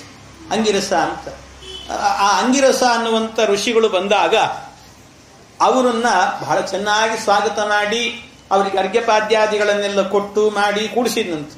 ಕೂಡಿಸಿದಾಗ ಆಗ ಋಷಿಗಳೇ ಕೇಳಿದ್ರಂತೆ, ನೀನೆಲ್ಲ ಚೆನ್ನಾಗಿದ್ದೀಯಲ್ಲ, ಎಲ್ಲ ಸುಖ ಸಂಪತ್ತು ಎಲ್ಲದರಿಂದಲೂ ಕೂಡ ಹಾಯಾಗಿದ್ದೀಯಿ, ಹಾಗೆ ಹೀಗೆ ಅಂತ ಅವನ ಯೋಗಕ್ಷೇಮಗಳನ್ನೆಲ್ಲ ವಿಚಾರಿಸಿದರು. ಅವನ ಯೋಗಕ್ಷೇಮಗಳನ್ನೆಲ್ಲ ವಿಚಾರಿಸುವಾಗ ಕೊನೆಯಲ್ಲಿ ಚಿತ್ರಕೇತು ಹೇಳಿದಂತೆ, ಭಗವನ್ ಕಿನ್ವವಿದಿತಂ ತಪೋಜ್ಞಾನ ಸಮಾಧಿವಿಹಿ. ಎಲ್ಲ ತ್ರಿಕಾಲ ಜ್ಞಾನಿಗಳಾದಂಥ ತಮಗೆ ನಾನು ಸುಖವಾಗಿದ್ದೀನೋ ಇಲ್ಲೋ ಅನ್ನೋದು ನಾನೇನು ಹೇಳೋದು, ನಿಮಗೆ ಗೊತ್ತಿರ್ತದೆ ಅಂದ. ನಾನೇನು ಹೇಳಬೇಕು, ನಿಮಗೆ ಗೊತ್ತಿರ್ತದೆ. ಆದ್ರಿಂದ ಯಾಕೆ ಅಂದರೆ ನನಗೆಲ್ಲ ಸುಖ ಕೊಟ್ಟಿದ್ದಾನೆ ಪರಮಾತ್ಮ, ಎಲ್ಲ ಕೊಟ್ಟರೂ ಕೂಡ ಏನು ಮಾಡಲಿ, ನನಗೊಂದೇ ಒಂದು ದುಃಖ ಇಟ್ಟಿದ್ದಾನೆ, ಅದು ನನಗೆ ಬೇಕಾಗಿದೆ. ಏನದು ಅಂದರೆ ದುಃಖ ಪರಿಹಾರಕ್ಕೆ ಒಂದು ಬೇಕು. ಏನು? ನನಗೊಂದು ಸಂತಾನ ಬೇಕು. ಎಲ್ಲ ಕೊಟ್ಟಿದ್ದಾನೆ ಭಗವಂತ, ಸುಖದ ಸುಪ್ಪತ್ತಿಗೆಯನ್ನು ಕೊಟ್ಟಿದ್ದಾನೆ ನನಗೆ, ಆದರೆ ಒಂದು ಸಂತಾನ ಇಲ್ಲ. ಒಂದು ಸಂತಾನವನ್ನು ಕೊಟ್ಟೆ ಅಂದರೆ ನಾನು ತೃಪ್ತ, ನನಗಿನ್ನೇನೂ ಬೇಡ ಜೀವನದಲ್ಲಿ ಅಂತ ಹೇಳಿದ. ಇಷ್ಟು ಸಾಕು ನನಗೆ ಅಂತ ಅವನು ಹೇಳಿದಂತೆ. ಲೋಕಪಾಲೈರಪಿ ಪ್ರಾರ್ಥ್ಯಾ ಸಾಮ್ರಾಜ್ಯೈಶ್ವರ್ಯ ಸಂಪದ, ಈ ರೀತಿ ಕೇಳಿದ. ಆ ಕೇಳಿದ ಕೂಡ್ಲೇನೆ ಸರಿ ಅಂತ ಅವರ ಅಂಗಿರಸ ಋಷಿಗಳೇನು ಮಾಡಿದ್ರಂತೆ, ಹಾಗಾದ್ರೆ ಒಂದು ಇಷ್ಟಿಯನ್ನು ಮಾಡಬೇಕು, ಪುತ್ರಕಾಮೇಷ್ಟಿ ಅಂತ ಒಂದು ಯಜ್ಞ. ಆ ಯಜ್ಞವನ್ನ ಮಾಡಿದ್ರೆ ಸಂತಾನ ಆಗತ್ತೆ, ಅದಕ್ಕೆ ಒಂದು ಸಂತಾನ ಪಡೆಯೋದಕ್ಕೋಸ್ಕರ ಅಂತ ನಿನಗೆ ಅನುಗ್ರಹ ಮಾಡ್ತೇನೆ, ಒಂದು ಪುತ್ರಕಾಮೇಷ್ಟಿ ಯಜ್ಞ ಮಾಡೋಣ ಅಂತ ಹೇಳಿದಂತೆ. ಯಜ್ಞ ಮಾಡೋಣ ಅಂತ ಮಾಡಿಸಿ ಅದರಲ್ಲಿ ಹವಿರ್ಭಾಗ ಇರುತ್ತೆ. ಆ ಹವಿರ್ಭಾಗವನ್ನ ಹೆಂಡತಿಗೆ ತಿನ್ನಿಸ್ಬೇಕಂತೆ. 1,000,000 ಜನ ಇದ್ದಾರೆ ಹೆಂಡಂದರು, 1,000,000 ಯಾರಿಗೆ ತಿನ್ನಿಸ್ಬೇಕು, ಯಾರಿಗೆ ಕೊಡಬೇಕು ಅದನ್ನು? ಅದಕ್ಕೆ ಆ ಋಷಿಗಳೇ ಹೇಳಿದ್ರಂತೆ, ಯಾರು ಎಲ್ಲರಿಗಿಂತಲೂ ಕೂಡ ಹಿರಿಯಳೋ ಅವಳಿಗೆ ಕೊಡಬೇಕು ಅಂತ. ಜ್ಯೇಷ್ಠ ಶ್ರೇಷ್ಠಾಚ ಯಾರಾಜ್ಞ ಮಹಿಷೀಣಾಂಚ ಭಾರತ ನಾಮ್ನಾ ಕೃತದುತಿಸ್ತಸ್ಯೈ ಯಜ್ಞೋಚ್ಚಿಷ್ಟ ಮದಾದ್ವಿಭು ಅಂತ. ಅವಳಿಗೆ ಯಜ್ಞದ ಉಚ್ಚಿಷ್ಟವನ್ನ ಕೊಡಬೇಕು. ಯಾರವಳು ಅಂದ್ರೆ ಕೃತದ್ಯುತಿ ಅಂತ ಅವಳ ಹೆಸರಂತೆ. ಕೃತದ್ಯುತಿ ಅಂತ. ಉಳಿದವ್ರ ಹೆಸರು ಯಾರ್ದು ಹೇಳಲಿಕ್ಕೆ ಹೋಗಿಲ್ಲ, 1,000,000 ಹೇಳ್ತಾ ಕೊಡುದು, ಅದೇ ಒಂದು ಗ್ರಂಥ ಆಗ್ತದ ಆಮೇಲೆ. ಆದ್ರಿಂದ ಅವ್ರದ್ದು ಯಾರ್ದು ಹೇಳಿಲ್ಲ, ದೊಡ್ಡವಳು ಯಾರು ಅವಳದ್ದು ಮಾತ್ರ ಹೆಸರು ಹೇಳಿದ್ರು. ಅವಳಿಗೆ ಇದನ್ನು ಕೊಡಬೇಕು ಅಂತ. ಸರಿ ಅಂತ ಹೇಳಿ ಯಜ್ಞದ ಉಚ್ಚಿಷ್ಟವನ್ನ ಅವಳಿಗೆ ಕೊಟ್ರಂತೆ. ಅವಳಿಗೆ ಕೊಟ್ಟಾಗ ಅವಳು ಕೂಡ ಬಹಳ ಭಕ್ತಿಯಿಂದ ಅದನ್ನು ಸ್ವೀಕಾರ ಮಾಡಿದ್ಲು. ಅತಾಹ ನೃಪತಿಂ ರಾಜನ್ ಭವಿತೈಕಸ್ತವಾತ್ಮಜ ಹರ್ಷಶೋಕಪ್ರದಸ್ತುಭ್ಯಂ ಇತಿ ಬ್ರಹ್ಮಸುತೋಯಯೌ. ನಿನಗೆ ಆದಷ್ಟು ಬೇಗನೆ ಒಂದು ಗಂಡು ಕೂಸು ಹುಟ್ಟುತ್ತೆ, ಆದ್ರೆ ಆ ಕೂಸು ಹುಟ್ಟಿದ ನಂತರ ಆ ಕೂಸು ನಿನಗೆ ಆನಂದವನ್ನೂ ಕೊಡುತ್ತೆ, ದುಃಖವನ್ನು ಕೊಡುತ್ತೆ ಅಂತ ಹೇಳಿದ್ರಂತೆ. ಕೂಸು ಹುಟ್ಟುತ್ತದೆ, ಆನಂದವನ್ನು ಕೊಡುತ್ತದೆ, ದುಃಖವನ್ನು ಕೊಡುತ್ತದೆ ಅಂತ. ಹುಟ್ಟಿದ ಮಕ್ಕಳೆಲ್ಲ ಅಷ್ಟೇ ಅಲ್ವಾ, ಹುಟ್ಟಿದಾಗ ಆನಂದ ಕೊಡ್ತಿರ್ತವೆ, ದೊಡ್ಡದಾಗ್ತಾ ಆಗ್ತಾನೆ ದುಃಖ ಕೊಡ್ಲಿಕ್ಕೆ ಶುರು ಮಾಡ್ತಾವಂತೆ. ಆದ್ರಿಂದ ಜಗನ್ನಾಥದಾಸರು ಎಷ್ಟು ಚೆನ್ನಾಗಿ ಹೇಳಿದ್ದಾರೆ, ಯಾವಾಗಲೂ ನೆನಪಾಗೋದು ನನಗೆ. ಮಕ್ಕಳಾಡಿಸುವಾಗ ಅಂತ ಹೇಳ್ತಾರವರು, ಮಕ್ಕಳಾಡಿಸುವಾಗ ಮಡದೆಯೊಳು ಅಕ್ಕರದಿ ಮೆರೆಯುವಾಗ ಅಂತ. ನೀವು ಮಕ್ಕಳನ್ನು ಆಡಿಸುವಾಗ ಕೃಷ್ಣ ನೀನೇ ಗತಿ ಅಂತ ಚಿಂತನೆ ಮಾಡಿ, ದೇವಕಿ ಸುತನ ಸ್ಮರಣೆ ಮಾಡ್ರಿ ಅಂತ ಹೇಳ್ತಾರೆ. ಅದು ಏನು ಅಂದ್ರೆ ಅಭಿಪ್ರಾಯ, ಮಕ್ಕಳಾಡಿಸುವಾಗ ಅಂತ ಹೇಳಿದ್ರೆ ಮಕ್ಕಳು ಸಣ್ಣವಿರ್ತವೆ, ಅವುಗಳನ್ನು ಆಡಿಸುವಾಗ ನಿಮಗೆ ಆನಂದವನ್ನು ಕೊಡ್ತಿರ್ತವೆ. ಆದ್ರಿಂದ ಇದೆಲ್ಲ ಕೃಷ್ಣನ ಲೀಲೆ ಅಂತ ಚಿಂತನೆ ಮಾಡಿ. ಮಕ್ಕಳು ದೊಡ್ಡವಾದ ಮೇಲೆ ಅವು ನಮ್ಮನ್ನು ಆಡಿಸ್ತವಾಗ, ಮಕ್ಕಳು ಆಡಿಸುವಾಗ ಅದು ಮಕ್ಕಳು ನಮ್ಮನ್ನು ಆಡಿಸುವ. ಮಕ್ಕಳು ಸಣ್ಣವಿದ್ದಾಗ ಮಕ್ಕಳನ್ನು ನಾವು ಆಡಿಸ್ತೀವಿ, ಆದ್ರಿಂದ ಮಕ್ಕಳು ಆಡಿಸುವಾಗ ಅದು ನಮಗೆ ಕೃಷ್ಣನ ನಾಮಸ್ಮರಣೆ, ಕೃಷ್ಣನ ಲೀಲಾ ಚಿಂತನೆ ಮಾಡಬೇಕು. ಮಕ್ಕಳು ದೊಡ್ಡವಾದ ಮೇಲೆ ಅವು ನಮ್ಮನ್ನು ಆಡಿಸ್ತವೆ, ಆದ್ರಿಂದ ನಮಗೆ ಅವಾಗೇನು ಗತಿ? ಕೃಷ್ಣ ನಿನ್ನ ನಾಮಸ್ಮರಣೆಯೇ ಗತಿ ಅನ್ನಬೇಕಷ್ಟೇ, ಇನ್ನೇನೂ ಇಲ್ಲ. ಹಾಗಾಗಿ ಅಂತಹದ್ದು. ಹಾಗೆ ಮಕ್ಕಳು ನಿನಗೆ ಹುಟ್ಟುತ್ತೆ ಒಂದು ಕೂಸು, ಹರ್ಷ ಶೋಕ ಪ್ರದಸ್ತುಭ್ಯಂ, ಹರ್ಷವನ್ನೂ ಕೊಡುತ್ತೆ, ಶೋಕವನ್ನೂ ಕೊಡುತ್ತೆ. ಇಂಥ ಒಂದು ಕೂಸು ಹುಟ್ಟುತ್ತೆ ಅಂತ ಹೇಳಿದ್ರಂತೆ. ಆಯ್ತು, ಅಂತೂ ಒಂದು ಕೂಸು ಹುಟ್ಟುತ್ತೆ ಅಂತ ಸಂತೋಷ ಆಯ್ತು. ಗರ್ಭಂ ಕೃತದುತಿರ್ದೇವಿ ಕೃತ್ತಿಕಾಗ್ನೇರಿವಾತ್ಮಜಂ. ಈ ರೀತಿಯಲ್ಲಿ ಆ ಕೃತದ್ಯುತಿ ಗರ್ಭಿಣಿಯಾದ್ಲು. ಕಾಲಕ್ಕೆ ಸರಿಯಾಗಿ ಆ ಒಂದು ಕೂಸು ಹುಟ್ಟಿತು. ಆ ಕೂಸು ಹುಟ್ಟಿದ್ದೇ ತಡ ರಾಜನಿಗೆ ಎಷ್ಟು ಆನಂದ ಆಯಿತು ಅಂದ್ರೆ, ಬರಡು ಭೂಮಿಯಲ್ಲಿ ಅವನಿಗೆ ಒಳ್ಳೆ ನೀರು ಚಿಮ್ಮಿ ಬಂದಂತೆ ಆಯ್ತಂತೆ. ಒಳ್ಳೆ ನೀರು ಬೇಕು ಅಂತಿರುವಂತ ಬರಡು ಭೂಮಿಯಲ್ಲಿ ನೀರು ಚಿಮ್ಮಿ ಬಿಟ್ರೆ ಹೇಗಿರುತ್ತದೆ, ಆ ರೀತಿಯಲ್ಲಿ ಅವನಿಗೆ ನೀರು ಸಿಕ್ಕಂತೆ ಆಯಿತು. ಅದಕ್ಕೆ ಅನೇಕ ಬ್ರಾಹ್ಮಣರನ್ನ ಕರೆದು ಅನೇಕ ತೇಭ್ಯ ಹಿರಣ್ಯಂ ರಜತಂ ವಾಸಾಂಸ್ಯಾಭರಣಾನಿ ಚ ಗ್ರಾಮಾನ್ ಹಯಾನ್ ಗಜಾನ್ ಪ್ರಾದಾತ್, ಇವೆಲ್ಲ ದಾನ ಮಾಡಿದ್ನಂತೆ. ಅನೇಕ ದಾನಗಳನ್ನು ಮಾಡಿ ಎಲ್ಲ ಆದಮೇಲೆ ತನ್ನ ಮಗನಿಗೆ ಜಾತಕರ್ಮಾದಿ ಸಂಸ್ಕಾರಗಳನ್ನು ಕೂಡ ಮಾಡಿದ್ನಂತೆ. ಚಿತ್ರಕೇತೋರತಿ ಪ್ರೀತಿ ಯಥಾದಾರೆ ಪ್ರಜಾವತಿ. ಸಹಜವಾಗಿ ಏನಾಗ್ತದೆ, ಯಾರು ಮಕ್ಕಳನ್ನ ಪಡೆದಿರ್ತಾರೋ ಆ ಹೆಂಡತಿ ಮೇಲೆ ಪ್ರೀತಿ ಜಾಸ್ತಿ ಹೋಗ್ತದೆ. ಆದ್ರಿಂದ ಏನಾಯ್ತು, 1,000,000 ಜನ ಇದ್ರಲ್ಲ, ಆ 1,000,000 ಜನದಲ್ಲಾಗಬೇಕಾದ್ರೆ ಯಾರು ಕೃತದ್ಯುತಿ ಇದ್ದಲ್ಲ, ಕೃತದ್ಯುತಿ ಮೇಲೆ ಹೆಚ್ಚು ಪ್ರೀತಿ ತೋರಿಸ್ತಿದ್ನಂತೆ ಚಿತ್ರಕೇತು. ಒಳ್ಳೆ ಮಗುವನ್ನು ಪಡೆದಿದ್ದಿ ನೀನು ಅಂತ. ಅಷ್ಟೇ ಅಲ್ಲ, ಬೆಳಗಿನಿಂದ ಸಾಯಂಕಾಲದ ತನಕಲೂ ಕೂಡ ಆ ಮಗುವಿನ ಜೊತೆಗೆ ಲಾಲನೆ ಪಾಲನೆ ಆಟ ಇನ್ನೊಂದು ಮತ್ತೊಂದು ಆನಂದವೋ ಆನಂದ, ಅದರಲ್ಲೇ ಆನಂದವನ್ನು ಕಾಣ್ತಾ ಇದ್ನಂತೆ. ಇಷ್ಟು ಆನಂದದಿಂದ ಇದ್ದ ಅವನು. ಹಾಗೆ ಇಷ್ಟು ಆನಂದದಿಂದ ಇರುವಾಗ ಉಳಿದ ಸವತಿಯರಿದ್ರಲ್ಲ, ಅವ್ರಿಗೆ ದುಃಖ ಆಗ್ತದೋ ಇಲ್ಲ? ಸಹಜ ದುಃಖ ಆಗುವುದು. ಏನಿದು ರಾಜ, ಅವನಿಗೆ ಹವಿಸ್ಸು ನಮಗ್ ಕೊಡಿಸಿದ್ರೆ ನಾವು ಗರ್ಭಿಣಿಯರಾಗ್ತಿದ್ವಿ, ಆದ್ರೆ ಅವಳಿಗೆ ಕೊಡಿಸಿದ್ದಾನೆ, ಆದ್ರಿಂದ ಅವಳು ಗರ್ಭಿಣಿ ಆಗಿದ್ದಾಳೆ, ಅವಳು ಮಗುವನ್ನು ಪಡೆದಿದ್ದಾಳೆ. ಆದ್ರಿಂದ ಇದು ನಮ್ಮ ಮೇಲೆ ಇಷ್ಟು ಪ್ರೀತಿನೇ ತೋರಿಸ್ತಾ ಇಲ್ಲಲ್ಲ ಅಂತ ಸಿಟ್ಟು ಬಂತಂತೆ. ಸಿಟ್ಟು ಬಂದು ದಿಗಪ್ರಜಾಂ ಸ್ತ್ರೀಯಂ ಪಾಪಾಂ ಪತ್ಯುಶ್ಚಾಗ್ರಹ ಸಮ್ಮತಾಂ ಅದಕ್ಕೆ ತಮ್ಮನ್ನು ತಾವೇ ನಿಂದನೆ ಮಾಡಿಕೊಂಡ್ರು. ದಿಗಸ್ತು, ನಮಗೇ ಒಂದು ಧಿಕ್ಕಾರ, ನಾವು ಮಕ್ಕಳನ್ನು ಪಡೀಲಿಲ್ಲ ಅಂತ ತಮಗೆ ತಾವೇ ಧಿಕ್ಕಾರ ಹಾಕ್ಕೊಂಡ್ರಂತೆ. ಧಿಕ್ಕಾರ ಹಾಕ್ಕೊಂಡು ಈ ರಾಜ ಬರೀ ಅವಳ ಮೇಲೆ ಮಾತ್ರ ಪ್ರೀತಿ ತೋರಿಸ್ತಿದ್ದಾನೆ, ನಮ್ಮ ಮೇಲೆ ತೋರಿಸ್ತಾ ಇಲ್ಲ, ನಮ್ಮ ಮೇಲೂ ಪ್ರೀತಿ ತೋರುವಂತೆ ನಾವು ಮಾಡಬೇಕು ಅಂತ ವಿಚಾರ ಮಾಡಿ ಆ ಸಂದರ್ಭದಲ್ಲಿ ಏನು ಮಾಡಿದ್ರು, ಬಹಳ ಎಲ್ಲ ಸೇರಿ ಒಂದು ಮೀಟಿಂಗ್ ಮಾಡಿದ್ರಂತ. ಅಷ್ಟು ಜನ ಸೇರಿ ಕೃತಜ್ಞತಿನ ಬಿಟ್ಟು ಉಳಿದವರೆಲ್ಲ ಸೇರಿದ್ರು. ಸೇರಿ ಮೀಟಿಂಗ್ ಮಾಡಿ ಏನು ಮಾಡಿದ್ರು, ಈ ಮಗುವನ್ನು ಕೊಂದು ಹಾಕಿಬಿಡೋಣ ಅಂತ ಅನ್ಕೊಂಡ್ರ. ಸಣ್ಣ ಕೂಸು ಕೊಂದು ಬಿಡೋಣ ಅದನ್ನ ಅಂತ ಅನ್ಕೊಂಡು, ಸರಿ ಅಂತ ಕೊಂದೇ ಬಿಡೋಣ ಅಂತ ಅನ್ಕೊಂಡು, ಕೊಲ್ಲೋದಕ್ಕೆ ಬಹಳ ಸುಂದರವಾದಂಥ ಉಪಾಯ ಅಂದ್ರೆ ಬಹಳ ಸುಲಭವಾದಂಥ ಉಪಾಯ ಯಾವುದಂದ್ರೆ ಊಟದಲ್ಲಿ ವಿಷ ಹಾಕಿ ಬಿಡೋದು ಅಷ್ಟೇ. ಯಾರು ಹಾಕಿದ್ದಾರೆ ಏನು ಮಾಡಿದ್ದಾರೆ ಗೊತ್ತಿಲ್ಲ, ಯಾಕೆಂದ್ರೆ ಇರೋದೇ ಅಷ್ಟಿದ್ದಾರೆ, 99,99,99,99 ಜನ ಇದ್ದಾರೆ. ಅಷ್ಟು ಜನರಲ್ಲಿ ಯಾರು ಹಾಕಿದ್ದಾರೆ ಅಂತ ಯಾರನ್ನ ಕಂಡು ಹಿಡಿಯೋದು? ಅಂತೂ ವಿಷ ಹಾಕಿಬಿಡೋಣ ಅಂತ ಎಲ್ಲರೂ ಸೇರಿ ಹಾಕಿಬಿಟ್ರಂತ. ವಿಷ ಹಾಕಿದ್ರು. ವಿದ್ವೇಷಾನ್ ನಷ್ಟಮತಯ ಸ್ತ್ರೀಯೋ ದಾರುಣ ಚೇತಸಃ ಗರಂ ದದು ಹುಕ್ಕುಮಾರಾಯ ದುರ್ಮರ್ಷಾ ನೃಪತಿಂ ಪ್ರತಿ. ಸರಿ ಅಂತ ವಿಷ ಹಾಕಿ ಕೊಟ್ಟುಬಿಟ್ರು. ಮಗುವನ್ನು ವಿಷ ಹಾಕಿದ ಪದಾರ್ಥವನ್ನ ತಿನ್ನಿಸಿ ಮಲಗಿಸ್ಬಿಟ್ರಂತೆ. ಈ ಕೃತಜ್ಞತಿ ನೋಡಿದ್ರೆ ಆ ಮಗುವನ್ನು ನೋಡಿದ್ಲು, ಎಷ್ಟೊತ್ತಾದ್ರೂ ಮಲಗೆ ಇತ್ತದು. ಅಯ್ಯೋ ಇವತ್ತೇನೋ ಕೂಸಿಗೆ ಬಹಳ ನಿದ್ದೆ ಬಂದಿದೆ ಕಾಣುತ್ತದೆ, ಹೋಗ್ಲಿ ಪಾಪ ಮಲಗಲಿ ಬಿಡು ಅಂತ ಮಲಗೆ. ಆಮೇಲೆ ತನ್ನ ದಾಸಿಗೆ ಹೇಳಿದ್ಲಂತೆ, ಮಗು ಬಹಳ ಹೊತ್ತಾಯ್ತು ಮಲಗಿದೆ, ಎದ್ದೇ ಇಲ್ಲ ಕಾಣುತ್ತದೆ, ಎತ್ಕೊಂಡು ಬಾ ಅಂತ ಹೇಳಿ. ಎತ್ಕೊಂಡು ಬಾ ಅಂತ ಹೇಳಿದ್ರೆ ಎಲ್ಲಿದೆ ಮಗು? ಆಗಲೇ ಕಣ್ಣು ಮೇಲೆ ಬಂದಿದೆ ಅಂತ. ಅದನ್ನು ನೋಡಿ ಗಾಬರಿ ಆಯ್ತು. ಗಾಬರಿ ಆಗಿ ಓಡಿ ಬಂದು ನೋಡ್ತಾಳೆ. ಪಪಾತ ಭೂಮೌ ಪರಿವೃದ್ಧಯಾಶುಚ ಮುಮೋಹ ವಿಭ್ರಷ್ಟ ಶಿರೋರುಹಾಂಬರ ತಥೋ ನೃಪಾಂತಃಪುರವರ್ತಿನೋ ಜನ ನರಾಶ್ಚ ನಾರ್ಯಶ್ಚ ನಿಶಮ್ಯ ರೋದನಂ. ಎಂಥ ರೋದನವನ್ನ ಮಾಡಿದ್ಲು ಅಂದ್ರೆ, ಅಲ್ಲಿ ಆ ಮಗು ಇದ್ದಲ್ಲಿಗೆ ಬಂದು ತನ್ನ ತಲೆಯಿಂದ ನೆಲಕ್ಕೆ ದನ ದನ ದನ ಬಡ್ಕೊಂಡು ಅಳ್ತಾ ಇದ್ದಾಳಂತ. ಅಯ್ಯೋ ನನ್ನ ಮಗು ಹೋಯ್ತಲ್ಲ ಅಂತ ಜೋರಾಗಿ ಕೂಗಿ ಕಿರಿಚಿಕೊಂಡು ಅಳ್ತಾ ಇದ್ದಾಳಂತ.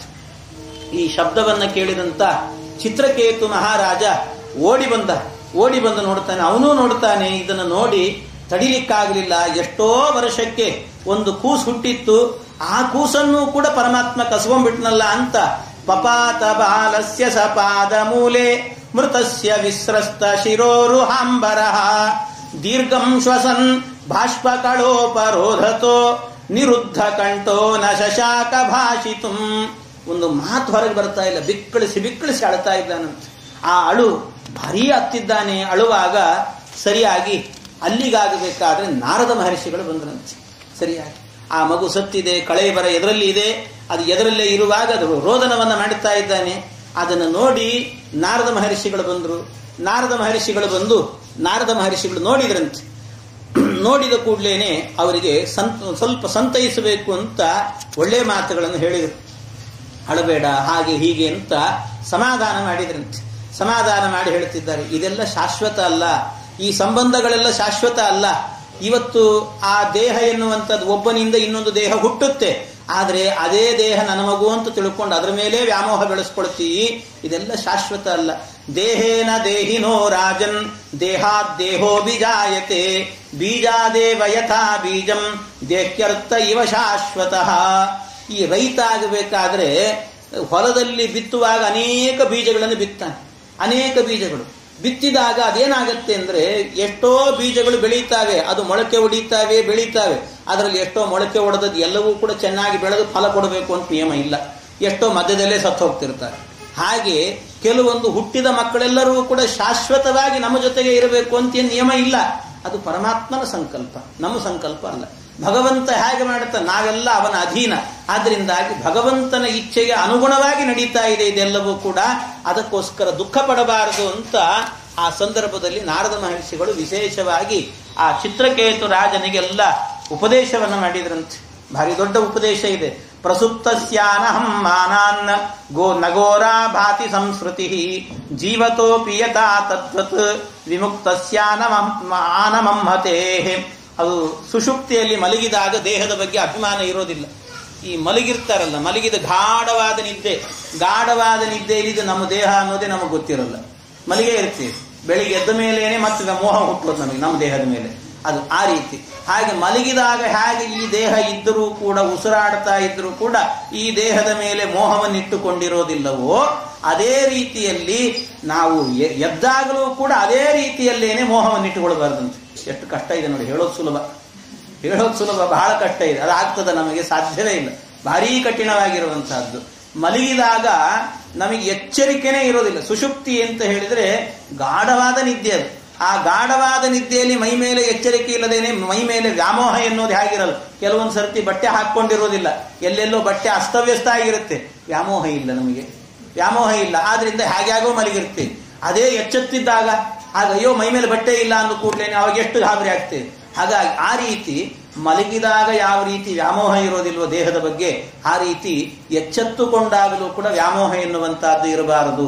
ಈ ರೀತಿ ಮೋಹವನ್ನು ಬಿಡಬೇಕು ಅನ್ನುವಂತ ಅನೇಕ ತತ್ವಜ್ಞಾನದ ಉಪದೇಶಗಳನ್ನೆಲ್ಲ ಮಾಡಿದಂತೆ. ಚರಂತಿ ಕ್ಯವನೌ ಕಾಮಂ ಬ್ರಾಹ್ಮಣ ಭಗವತ್ ಪ್ರಿಯಾ ಮಾದೃಶಾಂ ಗ್ರಾಮ್ಯ ಬುದ್ಧೀನಾಂ ಬೋಧಾಯೋನ್ಮತ್ತ ಲಿಂಗಿನಃ. ಅದಕ್ಕೆ ಯಾವಾಗಲೂ ಕೂಡ ನಮ್ಮಂಥವರೆಲ್ಲ ಏನ್ ಮಾಡಬೇಕು ಅಂದ್ರೆ, ನಾವೆಲ್ಲ ಈ ಬ್ರಾಹ್ಮಣರ ಹುಚ್ಚರ ವೇಷವನ್ನು ಧರಿಸಬೇಕಂತೆ. ಹುಚ್ಚರಾಗಬೇಕು ಅಂತ ಹೇಳ್ತಾರೆ. ಹುಚ್ಚರಾಗಬೇಕು ಅಂದ್ರೆ ಏನು ಅದನ್ನೆಲ್ಲ ಹೇಳಿದ್ದಾರೆ, ಬಹಳ ಚೆನ್ನಾಗಿ ಹೇಳುತ್ತಾರೆ. ಮಾದೃಶಾಂ ಗ್ರಾಮ್ಯ ಬುದ್ಧೀನ ಬೋಧಾಯೋನ್ಮತ್ತ ಲಿಂಗಿನಃ, ಉನ್ಮತ್ತ ಲಿಂಗಿನಃ ಅಂತ ಹೇಳ್ತಾರೆ. ಉನ್ಮತ್ತರಾಗಬೇಕಂತ. ಉನ್ಮತ್ತರಾಗುವುದಂದ್ರೆ ಏನರ್ಥ? ಹರಿನಾಮದಲ್ಲಿ ಉನ್ಮತ್ತರಾಗಬೇಕು ಅಂತ ಅರ್ಥ. ಅಂದ್ರೆ ಹುಚ್ಚಿಡಿಬೇಕು ಅಂತ. ಹರಿನಾಮದ ಸ್ಮರಣೆಯಲ್ಲಿ ಹುಚ್ಚಿಡಿಬೇಕಂತೆ. ಪುರಂದರದಾಸರು ಒಂದು ಕಡೆ ಹೇಳ್ತಾರೆ, ಹುಚ್ಚು ಹಿಡಿಯಿತು ಎನಗೆ ಹುಚ್ಚು ಹಿಡಿಯಿತು, ಅಚ್ಯುತನ ನಾಮವೆಂಬ ಅಚ್ಚು ಮೆಚ್ಚು ತಲೆಗೆ ಏರಿ ಹುಚ್ಚು ಹಿಡಿಯಿತು ಎನಗೆ ಹುಚ್ಚು ಹಿಡಿಯಿತು ಅಂತ.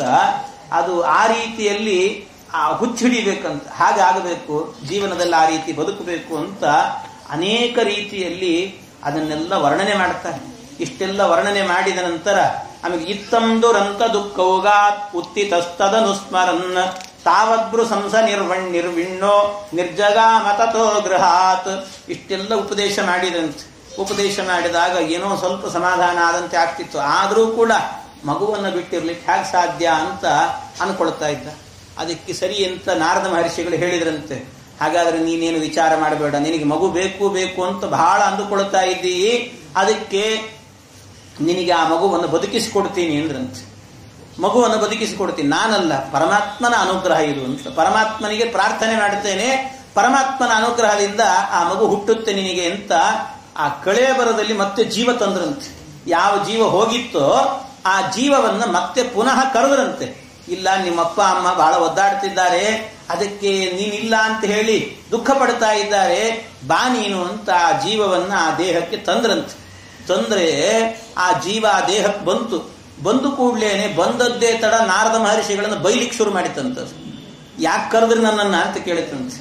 ಯಾಕೆ ಕರೆದ್ರಿ ನನ್ನನ್ನ ಅಂದ್ರೆ ನಾರದರು ಹೇಳ್ತಾರೆ, ಅಲ್ಲೋ ಈ ಜೀವ ನೀನೇನಿದ್ದಿ, ಇವ್ರ ಮಗ ನೀನು, ಆದ್ರಿಂದ ನೀನು ತಂದೆ ತಾಯಿಗಳಿಗೋಸ್ಕರ ಬಾ ಅಂತ ಕರೆದಿದ್ದು, ನನಗೋಸ್ಕರ ಏನಲ್ಲ ಮಾರಾಯ ಅಂತ ಹೇಳಿದ್ರಂತೆ. ಈಗ ಹೇಳಿದ ಕೂಡ್ಲೆ ಆ ಜೀವ ಹೇಳ್ತಾ ಇದೆ, ಇಲ್ಲ ಇವ್ರು ಯಾವ ತಂದೆ ತಾಯಿಗಳು ನನಗೆ ಅಂತ ಕೇಳಿದಂತೆ. ಇವ್ರು ಯಾವ ತಂದೆ ತಾಯಿಗಳು ನನಗೆ ಇವರು? ಯಾಕೆ ಅಂತ ಹೇಳಿದ್ರೆ, ಇದೆಲ್ಲವೂ ಕೂಡ ಏನಿದೆ, ಈ ಜನ್ಮದಲ್ಲಿ ಮಾತ್ರ ಇವರು ನನಗೆ ತಂದೆ ತಾಯಿ ಅಷ್ಟೇ. ಹಿಂದಿನ ಜನ್ಮದಲ್ಲಿ ಇವ್ರು ನನ್ನ ತಂದೆ ತಾಯಿ ಆಗಿದ್ರ, ಮುಂದಿನ ಜನ್ಮದಲ್ಲಿ ತಂದೆ ತಾಯಿ ಆಗ್ತಾರ? ಯಾವ ಜನ್ಮದಲ್ಲಿ ಯಾರಿಗೆ ತಂದೆ, ಯಾರಿಗೆ ತಾಯಿ? ಎಲ್ಲಾ ಜನ್ಮಗಳಲ್ಲೂ ಕೂಡ ಪರಮಾತ್ಮನೇ ಜಗದ ತಂದೆ, ಜಗದ ತಾಯಿ. ಹೊರತಾಗಿ ಇವ್ರ್ಯಾರು ನನ್ನ ತಂದೆ ತಾಯಿಗಳಲ್ಲ.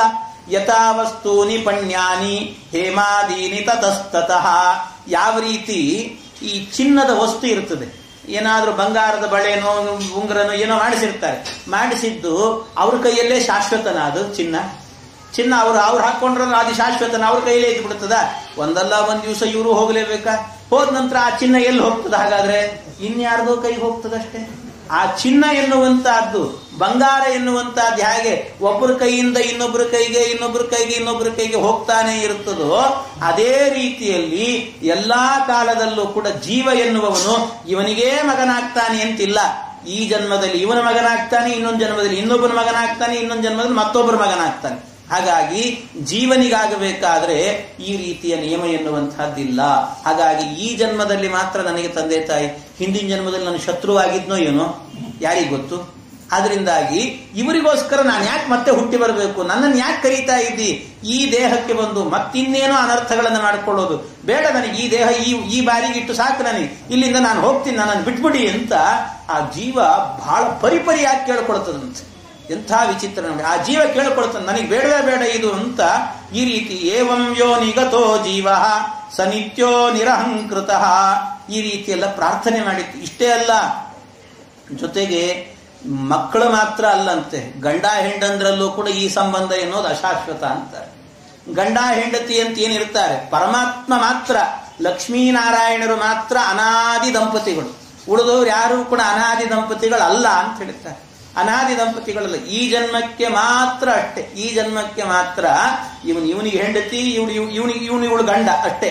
ಮುಂದಿನ ಜನ್ಮದಲ್ಲಿ ಮತ್ತೆ ಅವರೇ ಗಂಡಂದ್ರಾಗ್ತಾರೆ, ಅವರೇ ಹೆಂಡಂದ್ರಾಗ್ತಾರೆ. ನಿಯಮ ಇಲ್ಲ ಇದು ಅಂತ ಹೇಳ್ತಾರೆ, ನಿಯಮ ಇಲ್ಲ ಇದು ಅಂತ. ವಾದರಾಜರು ಒಂದು ಕಡೆ ಚಮತ್ಕಾರದಿಂದ ಹೇಳ್ತಾರೆ. ಬಹಳ ಚಮತ್ಕಾರದಿಂದ ಹೇಳುವಾಗ ರುಕ್ಮಿಣೀ ಕಲ್ಯಾಣದಲ್ಲಿ ಹೇಳಬೇಕಾದ್ರೆ ಒಂದು ಪ್ರಾಸಂಗಿಕವಾಗಿ ಹೇಳ್ತಾರೆ.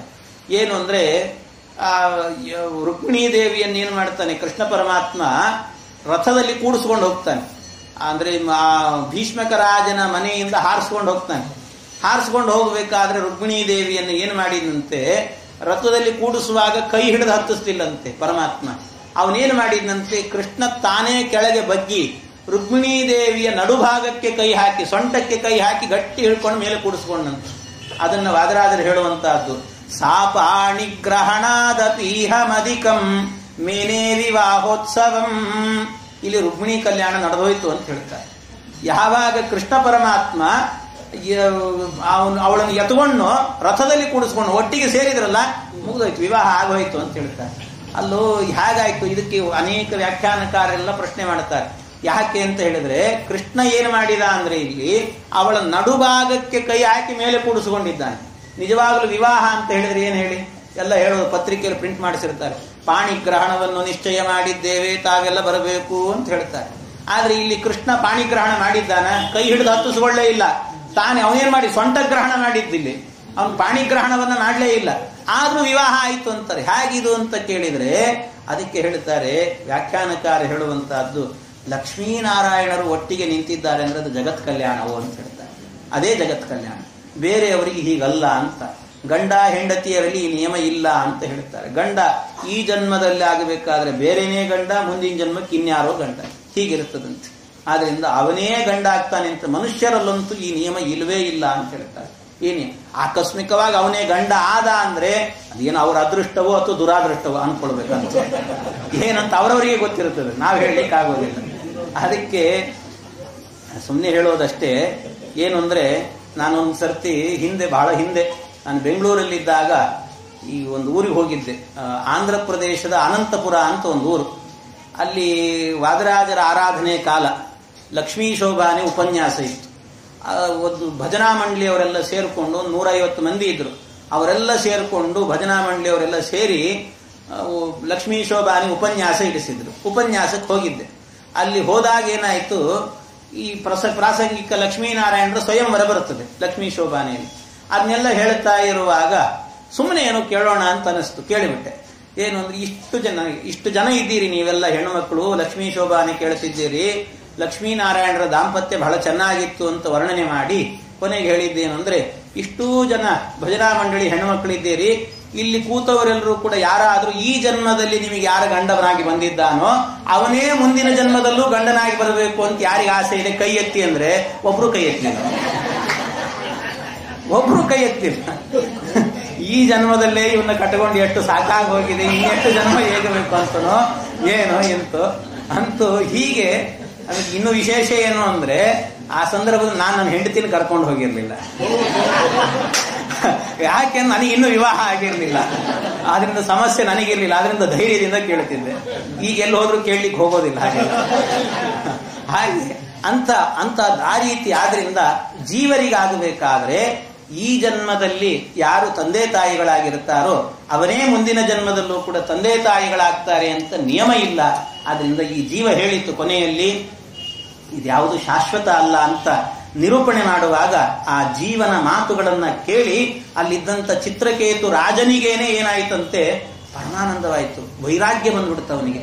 ಮಹಾವೈರಾಗ್ಯದಿಂದಾಗಿ ನಾರದ ಮಹರ್ಷಿಗಳ ಹತ್ರ ಮತ್ತೆ ಕೇಳಿದನಂತೆ, ಸ್ವಾಮಿ ನಾನಿನ್ನು ಕೇಳ್ತಾ ಇದ್ದೀನಿ, ನನಗೆ ಮಗ ಬೇಕು, ಇನ್ನೊಂದು ಮತ್ತೊಂದು ಏನೂ ಕೇಳೋದಿಲ್ಲ, ನನಗೆ ಭಗವಂತನ ತತ್ವಜ್ಞಾನವನ್ನು ಬೋಧನೆ ಮಾಡಿ ಅಂತ ಕೇಳಿದ್ನಂತೆ. ಆ ಚಿತ್ರಕೇತು ರಾಜ ಕೇಳಿದಾಗ ಅವನಿಗೆ ಯಮುನಾ ನದಿ ತೀರಕ್ಕೆ ಕರ್ಕೊಂಡು ಹೋಗಿ ಅಲ್ಲಿ ವಿಶೇಷವಾಗಿ ಸಂಕರ್ಷಣ ರೂಪಿ ಪರಮಾತ್ಮನ ಮಂತ್ರಗಳನ್ನು ಉಪದೇಶ ಮಾಡಿದ್ರಂತೆ. ಓಂ ನಮೋ ಭಗವತೆ ಮಹಾಪುರುಷಾಯ ಮಹಾನುಭಾವಾಯ ಮಹಾವಿಭೂತಿ ಪದಯೇ ಸಕಲ ಸಾತ್ವತ ಪರಿವೃಢ ನಿಕರ ಕರ ಕಮಲ ಕುಡ್ಮಳ ಉಪಲಾಡಿತ ಚರಣಾರವಿಂದಯುಗಳ ಪರಮೇಷ್ಟಿನ್ ನಮಸ್ತೆ ಅಂತ ಒಂದು ಮಂತ್ರ. ಈ ಮಂತ್ರವನ್ನು ಉಪದೇಶ ಮಾಡಿ ಇದರಿಂದ ವಿಶೇಷವಾಗಿ ಭಗವಂತನ ಆರಾಧನೆ ಮಾಡು, ಸಂಕರ್ಷಣ ರೂಪಿ ಪರಮಾತ್ಮನ ಆರಾಧನೆಯನ್ನು ಮಾಡು ಅಂತ ಅವನಿಗೆ ಹೇಳಿದಾಗ ಅದೇ ರೀತಿಯಲ್ಲಿ 7 ದಿನಗಳ ಕಾಲ ಈ ಮಂತ್ರದಿಂದ ಬಹಳ ಪ್ರಭಾವದಿಂದಾಗಿ ಅವನು ಧ್ಯಾನ ಮಾಡಿದಂತೆ. ಧ್ಯಾನ ಮಾಡಿದಾಗ ಆಗ ಅವನಿಗೆ ವಿಶೇಷವಾಗಿ ಭಗವಂತನ ಅನುಗ್ರಹವಾಯಿತು. ಆ ಅನುಗ್ರಹದಿಂದ, ಪರಮಾತ್ಮನ ಅನುಗ್ರಹದಿಂದ ಸಂಕರ್ಷಣ ರೂಪಿ ಪರಮಾತ್ಮನ ಸ್ತೋತ್ರವನ್ನೇ ಮಾಡುತ್ತಾನೆ. ಒಂದು ಸ್ತೋತ್ರವನ್ನ ಮಾಡಿ ಭಗವಂತನನ್ನು ಚೆನ್ನಾಗಿ ಮೆಚ್ಚಿಸಿದನಂತೆ. ಚೆನ್ನಾಗಿ ಮೆಚ್ಚಿಸಿದಾಗ ಭಗವಂತನ ವಿಶೇಷ ಅನುಗ್ರಹಕ್ಕೆ ಪಾತ್ರನಾದ. ಸಂಸ್ತುತೋ ಭಗವಾನೇವಂ ಅನಂತಸ್ತಮ ಭಾಷತ ವಿದ್ಯಾಧರಪತಿಂ ಪ್ರೀತಃ ಚಿತ್ರಕೇತುಂ ಕುರುದ್ವಃ. ನೀನು ವಿದ್ಯಾಧರರ ಚಕ್ರವರ್ತಿ ಆಗ್ತಿ ನೀನು ಅಂತ ಅವನಿಗೆ ಚಿತ್ರಕೇತುವಿಗೆ ಅನುಗ್ರಹವನ್ನು ಮಾಡಿದಂತೆ ಪರಮಾತ್ಮ. ಅಷ್ಟು ಅನುಗ್ರಹವನ್ನು ಪಡ್ಕೊಂಡು ಅವನೇನು ಮಾಡಿದ, ಚಿತ್ರಕೇತು ಒಂದು ಸಂದರ್ಭದಲ್ಲಿ ಮತ್ತೆ ಅನೇಕ ಸ್ತ್ರೀಯರೊಂದಿಗೆ ವಿಹಾರ ಮಾಡ್ತಾ ಇದ್ದಂತೆ. ಆಕಾಶದಲ್ಲಿ ವಿಹಾರ ಮಾಡ್ತಿದ್ದಂತೆ. ಆಕಾಶದಲ್ಲಿ ವಿಹಾರವನ್ನು ಮಾಡುವಾಗ ಒಮ್ಮೆ ಏನಾಯಿತು, ಕೈಲಾಸ ಪರ್ವತದ ಕಡೆಗೆ ಹೋಗಿದ್ದಂತೆ. ಆ ಕೈಲಾಸ ಪರ್ವತದ ಕಡೆಗೆ ಹೋಗುವಾಗ ರುದ್ರದೇವರು ಅನೇಕ ಋಷಿಗಳನ್ನು ಮುಂದೆ ಕೂಡಿಸಿಕೊಂಡು ಅನೇಕ ತತ್ವಗಳನ್ನು ಬೋಧನೆ ಮಾಡ್ತಾ ಇದ್ರಂತೆ. ಪರಮಾತ್ಮನ ತತ್ವಗಳನ್ನು ಬೋಧನೆ ಮಾಡ್ತಾ ಇದ್ರು. ಪರಮಾತ್ಮನ ತತ್ವಗಳನ್ನು ಬೋಧನೆ ಮಾಡುವಾಗ ಪಾರ್ವತೀ ದೇವಿಯರನ್ನ ತಮ್ಮ ತೊಡೆ ಮೇಲೆ ಕೂಡಿಸಿಕೊಂಡಿದ್ರಂತೆ. ಅವರು ತೊಡೆ ಮೇಲೆ ಕೂಡಿಸಿಕೊಂಡು ತತ್ವಜ್ಞಾನದ ಬೋಧನೆ ಮಾಡ್ತಾ ಇದ್ರು. ಆ ಬೋಧನೆಯನ್ನು ಮಾಡುವಾಗ ಈ ವಿದ್ಯಾಧರ ರಾಜ ಚಿತ್ರಕೇತು ಅಲ್ಲಿಗೆ ಹೋದನಂತೆ. ಹೋದ ಕೂಡಲೇ ಅವನಿಗೆ ಅನ್ನಿಸ್ತಂತೆ, ಕೂಡಲೇ ನೋಡಿದ ಕೂಡಲೇ ಏನೋ ಪ್ರಾರಬ್ಧ ಇರುತ್ತದೆ. ಹಾಗೆ ಪ್ರಾರಬ್ಧದಿಂದ ಏನು ಮಾಡಿದಂತೆ, ಮಹಾ ಹರಿಭಕ್ತನಾಗಿ ಬೆಳೆದ ಅವನು. ನಾರದರ ಉಪದೇಶದಿಂದ ದೊಡ್ಡ ಹರಿಭಕ್ತನಾಗ್ತಾನೆ. ಆದ ನಂತರ ಅದನ್ನು ನೋಡಿ ಅವನಿಗೇನನ್ನಿಸ್ತು, ಇಷ್ಟು ದೊಡ್ಡವರು ರುದ್ರದೇವರು ಹೆಂಡತಿನ ತೊಡೆ ಮೇಲೆ ಕೂಡಿಸಿಕೊಂಡು ತತ್ವಜ್ಞಾನದ ಬೋಧನೆ ಮಾಡ್ತಿದ್ದಾರಲ್ಲ, ಏನ್ ತಲೆ ಸರಿಯಿಲ್ಲ ಇವರಿಗೆ ಅಂತ ರುದ್ರದೇವರಿಗೆ ಅಪಮಾನವಾಗುವಂತೆ ಮಾತನಾಡಿದಂತೆ. ಇಷ್ಟು ಮಾತನಾಡುವಾಗ ಅಲ್ಲೇ ಇದ್ದಂತ ಪಾರ್ವತೀ ದೇವಿಯರಿಗೆ ಸಿಟ್ಟು ಬಂತು. ಸಿಟ್ಟಿನಿಂದ ಪಾರ್ವತೀ ದೇವಿಯರು ಏನು ಮಾಡಿದ್ರಂತೆ, ಆ ವಿದ್ಯಾಧರನಿಗೆ ರುದ್ರದೇವರ ಮಹತ್ವ ಗೊತ್ತಿಲ್ಲದೇನೆ ಇಷ್ಟು ಜನ ಋಷಿಗಳು ಕೂತಿದ್ದಾರೆ, ಅವರಿಗಿಂತಲೂ ದೊಡ್ಡ ಜ್ಞಾನಿನ ನೀನು? ಇಷ್ಟು ಜನ ಇಂದ್ರಾದಿ ದೇವತೆಗಳು ಕೂಡ ರುದ್ರದೇವರು ಮಾಡುವಂತ ಕೆಲಸ ತಪ್ಪು ಅಂತ ಒಂದು ದಿವಸ ಹೇಳಲಿಕ್ಕೆ ಹೋಗೋದಿಲ್ಲ ಯಾರೂ ಕೂಡ.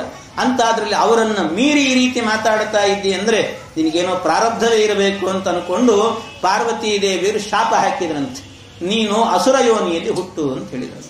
ಅಸುರನಾಗಿ ಹುಟ್ಟು ಅಂತ, ನಿನಗೆ ಅಸುರ ಜನ್ಮ ಬರಲಿ ಅಂತ ಅವನಿಗೆ ಶಾಪ ಹಾಕಿದ್ರು. ಶಾಪ ಹಾಕಿದ್ದೇ ತಡ ಆ ಕೂಡ್ಲೆ ಆ ವಿದ್ಯಾಧರ ಏನು ಮಾಡಿದ್ನಂತೆ, ಓಡಿ ಬಂದಂತೆ. ಓಡಿ ಬಂದು ಪಾರ್ವತೀ ದೇವಿಯರಲ್ಲಿ ಪ್ರಾರ್ಥನೆ ಮಾಡಿದ್ನಂತೆ, ಅಮ್ಮ ತಾಯಿ, ನಾನು ಆಕಸ್ಮಿಕವಾಗಿ ಏನೋ ಪ್ರಾರಬ್ಧವೋ ಏನೋ ಗೊತ್ತಿಲ್ಲ, ಆಕಸ್ಮಿಕವಾಗಿ ನನ್ನ ಬಾಯಿಂದ ಇಂಥ ಮಾತು ಬಂತು, ಅನಬಾರ್ದಿತ್ತು, ನಾನು ತಪ್ಪು ಮಾಡಿದೆ. ರುದ್ರದೇವರಂತ ಮಹಾತ್ಮರಿಗೆ ನಾನು ನಿಂದನೆ ಮಾಡಬಾರ್ದಿತ್ತು, ಮಾಡಿದೆ. ಆದ್ರಿಂದ ನನಗೆ ಶಾಪ ಹಾಕಿದ್ದಿ, ನಿಮ್ಮನ್ನು ಸ್ತೋತ್ರ ಮಾಡ್ತೇನೆ ಅಂತ ಅನೇಕ ಸ್ತೋತ್ರ ಮಾಡ್ತಾರೆ. ಸ್ತೋತ್ರ ಮಾಡಿ ಅವನು ಕೇಳೋದೇನು ಅಂದ್ರೆ, ಪ್ರತಿಗೃಹ್ಣಾಮಿ ತೇ ಶಾಪಂ ಆತ್ಮನೋಂಜಲಿನಾಂಬಿಕೆ. ಅವನು ಕೇಳಿದ, ಅಮ್ಮ ನೀನು ಕೊಟ್ಟ ಶಾಪವನ್ನು ನಾನು ಸ್ವೀಕಾರ ಮಾಡ್ತೇನೆ, ನಿನ್ನ ಶಾಪ ನನಗೆ ಬರಬಾರದು ಅಂತ ನಿಮ್ಮನ್ನು ವರ ಕೇಳೋದಿಲ್ಲ ನಾನು ಅಂದ. ಪ್ರಾರ್ಥನೆ ಮಾಡಿ ಕೇಳ್ತೇನೆ, ಸ್ತೋತ್ರ ಮಾಡಿ ಕೇಳ್ತೇನೆ, ಅಂಥ ವರವನ್ನು ನಾನು ಕೇಳೋದಿಲ್ಲ. ನೀವು ಕೊಟ್ಟ ಶಾಪವನ್ನು ನಾನು ಸ್ವೀಕಾರ ಮಾಡ್ತೇನೆ, ಆದರೆ ನಾನು ಒಂದೇ ಒಂದು ಕೇಳೋದೇನು ಅಂದ್ರೆ, ಈ ಶಾಪವನ್ನು ಸ್ವೀಕಾರ ಮಾಡಿದರೂ ಕೂಡ ಇಲ್ಲಿ ತನಕಲೂ ಕೂಡ ನಾನು ಭಗವಂತನ ತತ್ವಜ್ಞಾನವನ್ನು ಪಡೆದಿದ್ದೇನಲ್ಲ, ಅದು ಮಾತ್ರ ನಾಶ ಆಗಬಾರದು, ಅದೊಂದು ಅನುಗ್ರಹ ಮಾಡು ಅಂತ ಹೇಳಿ. ಅದೊಂದು ಅನುಗ್ರಹ ಮಾಡು. ಹರಿಭಕ್ತಿ ಮತ್ತು ಭಗವಂತನ ತತ್ವಜ್ಞಾನ ಇದು ಮಾತ್ರ ಹೋಗಬಾರದು ಅಂತ ಕೇಳಿದನಂತೆ. ಅದಕ್ಕೆ ಇದನ್ನು ಕೇಳಬೇಕು ಅಂತ. ಜನ್ಮ ಜನ್ಮಾಂತರಕ್ಕೂ ಕೂಡ ಈ ಜನ್ಮದಲ್ಲಿ ನಾವು ಏನು ಅಧ್ಯಯನ ಮಾಡಿದ್ದೇವೋ ಅದು ಮುಂದಿನ ಜನ್ಮಕ್ಕೂ ನಮ್ಮ ಹಿಂದೆ ಬರಲಿ ಅಂತ ಕೇಳಬೇಕು. ನೀವು ಕೇಳಲಿಲ್ಲ ಅಂದ್ರೂ ಬರುತ್ತದು ವಿಶೇಷ, ಆದ್ರೆ ಇನ್ನೂ ಅನುಗ್ರಹ ಪೂರ್ವಕವಾಗಿ ಕೇಳಿದ್ರೆ ಅದು ಬಂದೇ ಬರ್ತದೆ, ಹಾಗಿರ್ತದೆ. ಆದ್ರಿಂದ ಆ ರೀತಿಯಲ್ಲಿ ಈ ಸಂದರ್ಭದಲ್ಲಿ ಇದನ್ನು ಹೇಳಬೇಕು ಅಂತ ಇದು ಪ್ರಾಸಂಗಿಕ ಹೇಳ್ತೇನೆ. ಹಿಂದೆ, ಬಹಳ ಹಿಂದೆ ನಮಗೆ ಕತೆ ಹೇಳ್ತಾ ಇದ್ರು. ಒಂದು ಸಂದರ್ಭದಲ್ಲಿ ಕಾಶಿಯಲ್ಲಿ ಒಂದು ದೊಡ್ಡ ಸಭೆ, ಅದ್ವೈತಿಗಳ ಸಭೆ. ಆ ಅದ್ವೈತಿಗಳ ಸಭೆಯೆಲ್ಲ ನಡೆದಾಗ ಅದಕ್ಕೆ ಆಗ ದೊಡ್ಡ ವಿದ್ಯಾಮಾನ್ಯ ತೀರ್ಥರು, ಪೇಜಾವರ ಸ್ವಾಮಿಗಳು ಎಲ್ಲ ಇದ್ರು. ದೊಡ್ಡ ಸಭೆ ಅದು. ಆ ಸಭೆಯಲ್ಲಿ ಅದ್ವೈತಿಗಳು ಒಂದು ದೊಡ್ಡ ಪ್ರಶ್ನೆಯನ್ನು ಮುಂದಿಟ್ರಂತೆ, ತಾರ್ಕಿಕ ಪ್ರಶ್ನೆಯನ್ನ. ಅದಕ್ಕೆ ಉತ್ತರವೇ ಕೊಡ್ಲಿಕ್ಕಾಗಲಿಲ್ಲ. ಅವತ್ತಿನ ಸಭೆ ವಿಸರ್ಜನೆ ಮಾಡಿ ಇದಕ್ಕೆ ನಾಳೆ ಉತ್ತರ ಹೇಳಲಿಕ್ಕೆ ಯಾರಿಗಾದ್ರೂ ತಾಕತ್ತಿದ್ರೆ ಉತ್ತರ ಹೇಳ್ರಿ ಅಂತ ಅದ್ವೈತಿಗಳು ಹೇಳಿದ್ರಂತೆ. ಯಾರಿಗೆ? ದೊಡ್ಡ ಸ್ವಾಮಿಗಳು, ವಿದ್ಯಾಮಾನ್ಯ ತೀರ್ಥರು, ದೊಡ್ಡ ದೊಡ್ಡ ಪಂಡಿತರು ಎಲ್ಲ ಇದ್ರು, ಯಾರಿಗೂ ಹೇಳಲಿಕ್ಕಾಗಲಿಲ್ಲ. ಆ ಸಂದರ್ಭದಲ್ಲಿ ಮರುದಿವಸ ಆಯ್ತಂತೆ. ಮರುದಿವಸ ಆಗಬೇಕಾದ್ರೆ ಆಗ ಇನ್ನು ಪೇಜಾವರ ಸ್ವಾಮಿಗಳಿಗೆ 24 ವರ್ಷ. 24 ವರ್ಷ ಮರುದಿವಸ ಬೆಳಿಗ್ಗೆ ಆಗಬೇಕಾದ್ರೆ ಸಭೆಗೆ ಬಂದ್ರಂತೆ. ಬಂದವರು ದರ ಬಂದಿದ್ದೆ ಆ ಸ್ಟೇಜ್ ಮೇಲೆ ಕೂತುಕೊಂಡು ನಿನ್ನೆ ಏನು ಪ್ರಶ್ನೆ ಮಾಡಿದ್ರು ಇಂಥ ಪ್ರಶ್ನೆ ಅಂತ ಹೇಳಿಕೊಂಡು ಆ ಪ್ರಶ್ನೆಯನ್ನು ಅನುವಾದ ಮಾಡಿ ಅದಕ್ಕೆ ಸರಿಯಾದ ಸಮರ್ಪಕವಾದ ಉತ್ತರವನ್ನು ಕೊಟ್ಟರಂತೆ. ಆ ಉತ್ತರವನ್ನ ಕೊಟ್ಟ ನಂತರ ಆ ಕೂಡಲೇ ಇದ್ದಂತ ಸಭೆಯೆಲ್ಲ ನಿಬ್ಬೆರಗಾಗಿ ದೊಡ್ಡ ದೊಡ್ಡ ಪಂಡಿತರು, 80-90 ವರ್ಷದ ಪಂಡಿತರೆಲ್ಲರೂ ಕೂಡ ಬಂದು ಅಸಾಮಾನ್ಯವಾದಂತಹ ಪಾಂಡಿತ್ಯ ನಿಮ್ಮದು ಅಂತ ಶರಣೋ ಅಂತ ಹೇಳಿದ್ರಂತೆ. ಈ ವಿಚಾರವನ್ನ ವಿದ್ಯಾಮಾನ್ಯ ತೀರ್ಥರು ಅವರ ಗುರುಗಳಲ್ಲಿ ಸತ್ಯಧ್ಯಾನ ತೀರ್ಥರು ಅಂತ, ಸತ್ಯಧ್ಯಾನ ತೀರ್ಥರು ಅವರಲ್ಲಿ ಹೇಳುವಾಗ ಆಗ ಸತ್ಯಧ್ಯಾನ ತೀರ್ಥರು ಪೇಜಾವರ ಸ್ವಾಮಿಗಳನ್ನು ನೋಡಿ ಹೇಳಿದ ಮಾತು ಏನು ಅಂದ್ರೆ, ಅವರಿಗೆ ಬರೀ ಈ ಜನ್ಮದ ಸಂಸ್ಕಾರ ಮಾತ್ರ ಅಲ್ಲ, ಪೂರ್ವಜನ್ಮದ ಸಂಸ್ಕಾರವೂ ಇದೆ ಅಂತ ಹೇಳ್ತಿದ್ರಂತೆ. ಯಾಕೆ ಅಂದ್ರೆ ಈ ಸಣ್ಣ ವಯಸ್ಸಿನಲ್ಲಿ ಇಂಥ ತತ್ವಜ್ಞಾನವನ್ನು ಅಳವಡಿಸಿಕೊಂಡಿದ್ದಾರೆ ಅಂತ ಸಮರ್ಪಕವಾದ ಉತ್ತರವನ್ನು ಕೊಡ್ತಾರೆ ಅಂದ್ರೆ ಅದು ಜನ್ಮಾಂತರದ್ದದು ಅಂತ ಸತ್ಯಜ್ಞಾನ ತೀರ್ಥರು ಹೇಳಿದಂತ ಮಾತಂತ. ಹೀಗೆ ಅಂದ್ರೆ ಅದೆಲ್ಲ ತತ್ವಜ್ಞಾನ ಎನ್ನುವಂತಹದ್ದು ನಮಗೆ ನಾಶ ಆಗಬಾರದು ಅಂತ ಕೇಳ್ಕೊಳ್ಬೇಕು ನಾವು. ಆ ರೀತಿ ಚಿತ್ರಕೇತು ವಿದ್ಯಾಧರ ಕೇಳಿಕೊಂಡಂತೆ ಕೇಳಿದಾಗ ಅದಕ್ಕೆ ಸರಿ ಅಂತ ಅನುಗ್ರಹ ಮಾಡಿದ್ಲು. ಅತ ಪ್ರಸಾದಯೇನತ್ವಾಂ ಶಾಪ ಮೋಕ್ಷಾಯ ಭಾಮಿನಿ ಯನ್ಮನ್ಯಸೆ ಅಸಾಧೂಕ್ತಂ ಮಮತತ್ ಕ್ಷಮ್ಯತಾಮಿತಿ. ನಾನು ಮಾಡಿ ತಪ್ಪು ಕ್ಷಮೆ ಮಾಡಿ, ಆದರೆ ನನ್ನ ಜ್ಞಾನ ಮಾತ್ರ ನಾಶ ಆಗಬಾರದು ಅಂತ ಕೇಳಿದ ಕೂಡಲೇನೆ ಆಯಿತು ಅಂತ ಹೇಳಿದ್ರು. ಇದು ಇಷ್ಟು ಹೇಳಿ ವಿದ್ಯಾಧರ ಹೋದ ನಂತರ ಅವನ ಆ ಕಡೆ ಹೋಗ್ಲಿಕ್ಕೆ ಪುರುಸೊತ್ತಿಲ್ಲ. ರುದ್ರದೇವರು ಪಾರ್ವತೀ ದೇವಿಗೆ 2 ಮಾತನ್ನು ಹೇಳಿದ್ರಂತೆ. ಬಹಳ ಚೆನ್ನಾಗಿ ಹೇಳ್ತಾರೆ ರುದ್ರದೇವರು ಹೇಳುವಂತ ಮಾತು. ದ್ರಷ್ಟವತ್ಯಸಿ ಶುಶ್ರೋಣಿ ಹರೇರ್ ಅದ್ಭುತ ಕರ್ಮಣಃ ಮಾಹಾತ್ಮ್ಯಂ ಭೃತ್ಯಾನಾಂ ನಿಸ್ಪೃಹಾಣಾಂ ಮಹಾತ್ಮನಾಂ. ಪಾರ್ವತಿ ನೋಡಿದೆಯಾ ಹರಿಭಕ್ತರನ್ನ ಅಂತ ಕೇಳಿದಂತೆ. ಹರಿಭಕ್ತರ ವ್ಯಕ್ತಿತ್ವವನ್ನು ನೋಡಿ ನೀನು ಅಂತ ಹೇಳ್ತಾರೆ ರುದ್ರದೇವರು ಹೇಳೋದು. ಹರಿಭಕ್ತರನ್ನ ಹೊಗಳಿಕೆಯ ಮಾತುಗಳನ್ನು ಆಡ್ತಾರೆ ರುದ್ರದೇವರೇ ಹೇಳು. ಹರಿಭಕ್ತರ ವೈಶಿಷ್ಟ್ಯ ನೋಡಿದು. ಯಾಕೆ ಅಂದ್ರೆ ಹರಿಭಕ್ತರಾದವರು ಮಾತ್ರ ಈ ರೀತಿ ಕೇಳಲಿಕ್ಕೆ ಸಾಧ್ಯ. ನೀನು ಕೊಟ್ಟ ಶಾಪ ಬೇಡ ಅಂತ ಹೇಳಿಲ್ಲ ಅವರು ಹೇಳಿದ್ದೇನು, ಭಗವಂತನ ತತ್ವಜ್ಞಾನ ಹೋಗಬಾರದು ಅಂತ ಕೇಳಿದ್ರು. ಅಂದ್ರೆ ಭಗವಂತನಿಗೋಸ್ಕರವಾಗಿ ಬದುಕ್ತಾರೆ ಹರಿಭಕ್ತರೆಲ್ಲರೂ ಕೂಡ, ಹೊರತು ತಮಗೋಸ್ಕರ ತಾವು ಬದುಕೋದಿಲ್ಲ. ಇದು ಹರಿಭಕ್ತರ ವೈಶಿಷ್ಟ್ಯ ಅಂತ ಆ ಮಹಾಹರಿಭಕ್ತರಾದಂತಹ ರುದ್ರದೇವರು ಹೇಳಿದಂತಹ ಮಾತಿದು. ಈ ರೀತಿ ನಾರಾಯಣ ಪರಾಸರ್ವೇ ನ ಕುತಶ್ಚನ ಬಿಭ್ಯತಿ ಸ್ವರ್ಗಾಪವರ್ಗ ನರಕೇಶ್ವಪಿ ತುಲ್ಯಾರ್ಥ ದರ್ಶಿನಃ. ಸ್ವರ್ಗ ನರಕ ಎಲ್ಲವನ್ನು ಸಮಾನವಾಗಿ ನೋಡ್ತಾರೆ ಅವರು. ಯಾಕೆ? ಅವರಿಗೆ ಬೇಕಾದ ಬೇರೆ ಏನೂ ಅಲ್ಲ, ನಾರಾಯಣ ಪರಾಸರ್ವೇ. ಎಲ್ಲರೂ ಕೂಡ ನಾರಾಯಣ ಬೇಕು ಅಂತ ಹೇಳ್ತಾರೆ ಹೊರತು ಅವರಿಗೆ ಇನ್ನೇನೂ ಬೇಕು ಅಂತ ಹೇಳೋದಿಲ್ಲ. ಹಾಗಾಗಿ ಇದು ಅವರ ವೈಶಿಷ್ಟ್ಯ. ವಾಸುದೇವೇ ಭಗವತಿ ಭಕ್ತಿ ಮುದ್ವಹತಾಂ ನೃಣಾಂ ಜ್ಞಾನ ವೈರಾಗ್ಯ ವೀರ್ಯಾಣಾಂ ನಹಿ ಕಶ್ಚಿದ್ ವ್ಯಪಾಶ್ರಯ. ಅವರಿಗಿದು ಬಿಟ್ರೆ, ಜ್ಞಾನ ವೈರಾಗ್ಯಗಳು ಬಿಟ್ರೆ ಇನ್ನೇನು ಬೇಕು ಅಂತಿಲ್ಲ. ಇದು ಹರಿಭಕ್ತರ ವೈಶಿಷ್ಟ್ಯ ಅಂತಂದ್ರೆ ಹೀಗಿರುತ್ತೆ ಅಂತ ಅವರ ವಿಶೇಷವನ್ನೆಲ್ಲ ನಿರೂಪಣೆ ಮಾಡಿದ್ರು ರುದ್ರದೇವರು. ಇಷ್ಟು ಹೇಳಿದ ನಂತರ ಆಗ ಅವನು ಈ ವಿದ್ಯಾಧರ ಶಾಪಗ್ರಸ್ತನಾದ್ನಲ್ಲ, ಅಸುರನಾಗಿ ಹುಟ್ಟಬೇಕು ಅಂತ. ಹಾಗೆ ಅಸುರನಾಗಿ ಹುಟ್ಟಬೇಕು ಅಂತ ಹೇಳಿದ್ರಿಂದ ತ್ವಷ್ಟೃ ಪ್ರಜಾಪತಿಗಳು ಹೋಮ ಮಾಡಿದಾಗ ದಕ್ಷಿಣಾಗ್ನಿಯಿಂದ, ಇದು ಆವಿಚಾರಿಕ ಹೋಮ. ಆವಿಚಾರಿಕ ಹೋಮದಲ್ಲಿ ಅದರಲ್ಲಿ ಅಗ್ನಿ ಅಂತ ಹೇಳಿದ್ರೆ ದಕ್ಷಿಣಾಗ್ನಿನೇ ಇರ್ತದಂತೆ ಆವಿಚಾರಿಕದಲ್ಲೆಲ್ಲ. ಸಾಮಾನ್ಯವಾಗಿ ಬೇರೆ ಮಾಡುವ ಆಹವನೀಯಾಗ್ನಿ ಅಂತ ಕರೀತಾರೆ, ಇನ್ನೊಂದು ಅಗ್ನಿ. ಆಹವನೀಯಾಗ್ನಿಯಲ್ಲಿ ಇಂಥ ಆವಿಚಾರಿಕ ಹೋಮಗಳನ್ನು ಮಾಡ್ಲಿಕ್ಕೆ ಬರಲ್ಲ. ಮಾಡಿದ್ರು ಅದು ಫಲ ಕೊಡೋದಿಲ್ಲ, ಆವಿಚಾರಿಕ ಫಲವನ್ನು ಕೊಡೋದಿಲ್ಲ. ನೀವು ಮಾಡಬೇಕು ಅಂತಾದ್ರೆ ದಕ್ಷಿಣಾಗ್ನಿಯಲ್ಲಿ ಮಾಡಿದ್ರೆ ಮಾತ್ರ ಇಂಥ ಫಲ ಎನ್ನುವುದು ಕೊಡುತ್ತದೆ, ಇಲ್ಲದಿದ್ರೆ ಕೊಡಲ್ಲ. ಆದ್ರಿಂದ ಆವಿಚಾರಿಕ ಹೋಮವನ್ನು ಮಾಡಿದ್ರು. ಆಗ ದಕ್ಷಿಣ ಅಗ್ನಿಯಿಂದಲೇ ಹುಟ್ಟಿದವನು ವೃತ್ರಾಸುರ, ಆ ಅಗ್ನಿಯಿಂದಲೇನೆ. ಆದ್ರೆ ಅಗ್ನಿಯಿಂದ ಹುಟ್ಟಿದ್ರೂ ಕೂಡ ಅವನಲ್ಲಿ ಪಾರ್ವತೀ ದೇವಿಯರ ಶಾಪ ಇದೆ. ಆದ್ರಿಂದ ಅಸುರ ಯೋನಿಯಲ್ಲಿ ಹುಟ್ಟಿಲ್ಲ, ಆದ್ರೂ ಪಾರ್ವತೀ ದೇವಿಯರ ಶಾಪದಿಂದಾಗಿ ಅಸುರತ್ವ ಎನ್ನುವುದು ಅವನಿಗೆ ಬಂದಿತ್ತಂತೆ. ಅವರ ಅಗ್ನಿಯಿಂದ ಹುಟ್ಟಿದ್ದು. ಆದರೆ ಅವನಿಗೆ ಅಸುರತ್ವ ಬಂದದ್ದು ಯಾಕೆ ಅಂತ ಹೇಳಿದ್ರೆ ಪಾರ್ವತೀ ದೇವಿಯರ ಶಾಪ. ಹಾಗಾಗಿ ಮೂಲತಃ ಅವನು ಮಹಾ ಹರಿಭಕ್ತನಾಗಿದ್ದಾನೆ. ಹರಿಭಕ್ತನಾದ್ರಿಂದ ಅವನನ್ನು ಅಪಾರ್ಥ ಮಾಡಿಕೊಳ್ಳಬಾರದು ಅಂತ ಇಷ್ಟೂ ಕೂಡ ಅವನಿಗೆ ಅದಕ್ಕೋಸ್ಕರವೇನೆ ಇಂದ್ರದೇವರು ಅವನ ಸಂಹಾರ ಮಾಡುವಾಗ ನಾರಾಯಣ ವರ್ಮದ ಚಿಂತನೆ ಮಾಡ್ತಾ ಇದ್ದೀಯಾ, ಇದು ಸಕಾಲ, ನನಗೆ ಹರಿನಾಮ ಸ್ಮರಣೆ ಬರ್ತಾ ಇದೆ, ನನ್ನನ್ನು ಸಂಹಾರ ಮಾಡು ಅಂತ ಕೇಳಿದ. ಯಾಕೆ ಅಂದ್ರೆ ಅವನು ಹಿಂದೆ ಹರಿಭಕ್ತನಾಗಿದ್ದಾದ್ರಿಂದ ಅಂತ. ಇಷ್ಟು ಆ ವಿದ್ಯಾಧರನ ಹಿಂದಿನ ಚರಿತ್ರೆ ಅಂತ ಇಷ್ಟು ಹೇಳಿದರು. ಇಷ್ಟೆಲ್ಲ ರಾಕ್ಷಸರ ಸಂಹಾರ ನಡೆಯಿತು. ರಾಕ್ಷಸರ ಸಂಹಾರ ಎಲ್ಲ ನಡೆದಾಗ ವೃತ್ರಾಸುರನ ಸಂಹಾರವೂ ನಡೆಯಿತು. ಇಂದ್ರದೇವರು ಸುಖವಾಗಿ ಮತ್ತೆ ಪುನಃ ಅವರ ಆಸ್ಥಾನದಲ್ಲಿ ಕೂತಿದ್ದಾರೆ. ಇಷ್ಟು ನಡೆದಾಗ ಕಶ್ಯಪರ ಹೆಂಡತಿ ದಿತಿದೇವಿ, ದಿತಿದೇವಿಯರ ಮಕ್ಕಳೇನೇ ದೈತ್ಯರು. ದಿತ್ಯಾಂತತೋ ಭವನ್ ದೈತ್ಯಾಹ. ಆ ದೈತ್ಯರೆಲ್ಲರೂ ಕೂಡ ಏನು ಮಾಡಿದ್ರಂತೆ, ಸತ್ತು ಹೋದ್ರು ಇಂದ್ರದೇವರ ಹೋರಾಟದಲ್ಲಿ. ಸತ್ತ ನಂತರ ದಿತಿದೇವಿ ಅವರಲ್ಲಿ ಪ್ರಾರ್ಥನೆ ಮಾಡಿದ್ರಂತೆ. ಕಶ್ಯಪ ಮಹರ್ಷಿಗಳನ್ನ ಪ್ರಾರ್ಥನೆ ಮಾಡಿದ್ಲು, ಸ್ವಾಮಿ ನನ್ನ ಮಕ್ಕಳೆಲ್ಲ ಸತ್ತು ಹೋಗಿದ್ದಾರೆ, ಅದಕ್ಕೆ ತಪಸ್ಸು ಮಾಡಿ ವರ ಕೇಳಿದ್ದಂತೆ ಗಂಡನನ್ನೇ. ನಾನು ತಪಸ್ಸು ಮಾಡಿ ವರ ಕೇಳ್ತೇನೆ ಅಂತ ಕೇಳಿದ್ಲು. ಏನು ಅಂತ ಹೇಳಿದ್ರೆ, ದೇವತೆಗಳನ್ನೆಲ್ಲ ಕೊಲ್ಲುವಂತ ಒಬ್ಬ ಮಗ ಹುಟ್ಟಬೇಕು ಅಂತ ಕೇಳಿದ್ರು. ಇಂದ್ರಾದಿ ದೇವತೆಗಳನ್ನು ಕೊಲ್ಲುವಂತ ಒಬ್ಬ ಮಗ ಹುಟ್ಟಬೇಕು ನನಗೆ ಅಂತ ಅದಕ್ಕೆ ಕೇಳಿದ್ನು. ಆದ್ರೆ ಕಶ್ಯಪರಿಗೆ ಇದು ಸಂಕಟ. ಯಾಕೆ ಅಂದ್ರೆ ದಿತಿದೇವಿಯೂ ತನ್ನ ಹೆಂಡತೀನಿ, ಅದಿತಿ ದೇವಿಯೂ ತನ್ನ ಹೆಂಡತೀನಿ. ಅದಿತಿ ದೇವಿಯ ಮಕ್ಕಳೇನೇ ದೇವತೆಗಳು, ದಿತಿದೇವಿಯ ಮಕ್ಕಳೇ ದೈತ್ಯರು. ಅದು ಈ ಕಡೆ ಸತ್ರು ತೊಂದರೆ, ಆ ಕಡೆ ಸತ್ರು ತೊಂದರೆ, ಅವರಿಗೆ ಅಂತೂ ಸಮಸ್ಯೆ. ಆದರೂ ಯಾವತ್ತೂ ಕೂಡ ಸಜ್ಜನರಿಗೆ ಶ್ರೇಯಸ್ಸಾಗಬೇಕು ಅನ್ನೋದಕ್ಕೋಸ್ಕರವಾಗಿ ಏನು ಮಾಡಿದ್ರಂತೆ, ಆ ಸಂದರ್ಭದಲ್ಲಿ ಏನು ಮಾಡೋದು, ವರ ಕೊಡಬೇಕು. ಹೆಂಡತಿ ಕೇಳಿದ್ದಾಳೆ, ಕೊಡಬೇಕು ಅಂತ ವರ ಕೊಟ್ಟರು. ಆದ್ರೆ ಕೊಡುವಾಗ ಏನು ಮಾಡಿದ್ರಂತೆ, ಆದ್ರೆ ಈ ವರ ನಿನಗೆ ಫಲಿಸಬೇಕು, ಒಳ್ಳೆ ಮಗ ಹುಟ್ಟಬೇಕು ಅಂತ ಆದ್ರೆ ನೀನೊಂದು ವ್ರತವನ್ನ ಮಾಡಬೇಕು ಅಂತ ಹೇಳಿದಂತೆ. ವ್ರತವನ್ನ ಮಾಡಬೇಕು. ಆ ವ್ರತವನ್ನ ಮಾಡುವಾಗ ವಿಶೇಷವಾಗಿ ಆ ವ್ರತದಲ್ಲಿ ಬಹಳ ಕಟ್ಟುನಿಟ್ಟಾಗಿ ಮಾಡಬೇಕು ಅಂತ ಹೇಳಿದ್ರು. ನಿತ್ಯ ಸ್ನಾನಾದಿಗಳು ಇತ್ಯಾದಿಗಳೆಲ್ಲ ಮಾಡ್ಕೊಂಡಿರಬೇಕು. ಸಂಧ್ಯಾ ಕಾಲದಲ್ಲಿ ಮಲಗಬಾರದು, ಆಯಾಸ ಗೀಯಾಸ ಅಂತೆಲ್ಲ ಇಂಥದ್ದನ್ನೆಲ್ಲ ಮಾಡ್ಲಿಕ್ಕೆ ಹೋಗಬಾರದು ಅಂತ ಇಷ್ಟೆಲ್ಲ ಹೇಳಿದ್ರು. ಸರಿ ಅಂತ ವ್ರತವನ್ನು ಉಪದೇಶ ಮಾಡ್ತೇನೆ ಅಂತ ವ್ರತ ಉಪದೇಶ ಮಾಡಿದ್ರು. ಆ ವ್ರತವೇನೆ ಅದು ಪುಂಸವನ ಅಂತ ಒಂದು ವ್ರತ, ಪುಂಸವನ ಅನ್ನುವಂಥ ವ್ರತ. ಆ ಪುಂಸವನ ಅನ್ನುವಂಥ ವ್ರತವನ್ನ ಅದು ಮಾರ್ಗಶಿರ ಶುಕ್ಲ ಪಕ್ಷದ ಪ್ರತಿಪತ್ತಿಗೆ ಆರಂಭ ಮಾಡಬೇಕಂತೆ, ಕಾರ್ತೀಕ ಮಾಸದ ಕೊನೆಗೆ ಮುಗಿಸಬೇಕು ಅಂತ ಹೇಳ್ತಾರೆ. ಇಂಥ ಒಂದು ವ್ರತ ಅದು. ಅದನ್ನ ಆ ವ್ರತವನ್ನ ಮಾಡಬೇಕಾದ್ರೆ ಆ ಸಂದರ್ಭದಲ್ಲಿ ಕೆಲವು ಕಥೆ ಇದೆ. ಆ ಕಥೆ ಹೇಳ್ತೀನಿ ಏನಂತ. ಆ ಕಥೆಯನ್ನ ಶ್ರವಣ ಮಾಡಿ ಈ ವ್ರತವನ್ನ ಮಾಡಬೇಕಂತೆ. ಅದನ್ನ ಮಾಡುವಾಗ ನಿತ್ಯವೂ ಕೂಡ ಆಗಬೇಕಾದ್ರೆ ಲಕ್ಷ್ಮೀನಾರಾಯಣರನ್ನ ಆವಾಹನೆ ಮಾಡಿ ಅವರಿಗೆ ವಿಶೇಷವಾದಂಥ ಅರ್ಘ್ಯಪಾದ್ಯಾದಿಗಳನ್ನು ಕೊಟ್ಟು ನೈವೇದ್ಯವನ್ನ ಮಾಡಿ ಅದರಲ್ಲಿ ಪತಿಯಾದವನೇನು ಮಾಡಬೇಕಂತೆ, ಅಗ್ನಿಯಲ್ಲಿ ಕೆಲವು ಮಂತ್ರಗಳಿದ್ದಾವೆ, ಆ ಮಂತ್ರಗಳಿಂದ ಹೋಮವನ್ನು ಮಾಡಬೇಕು.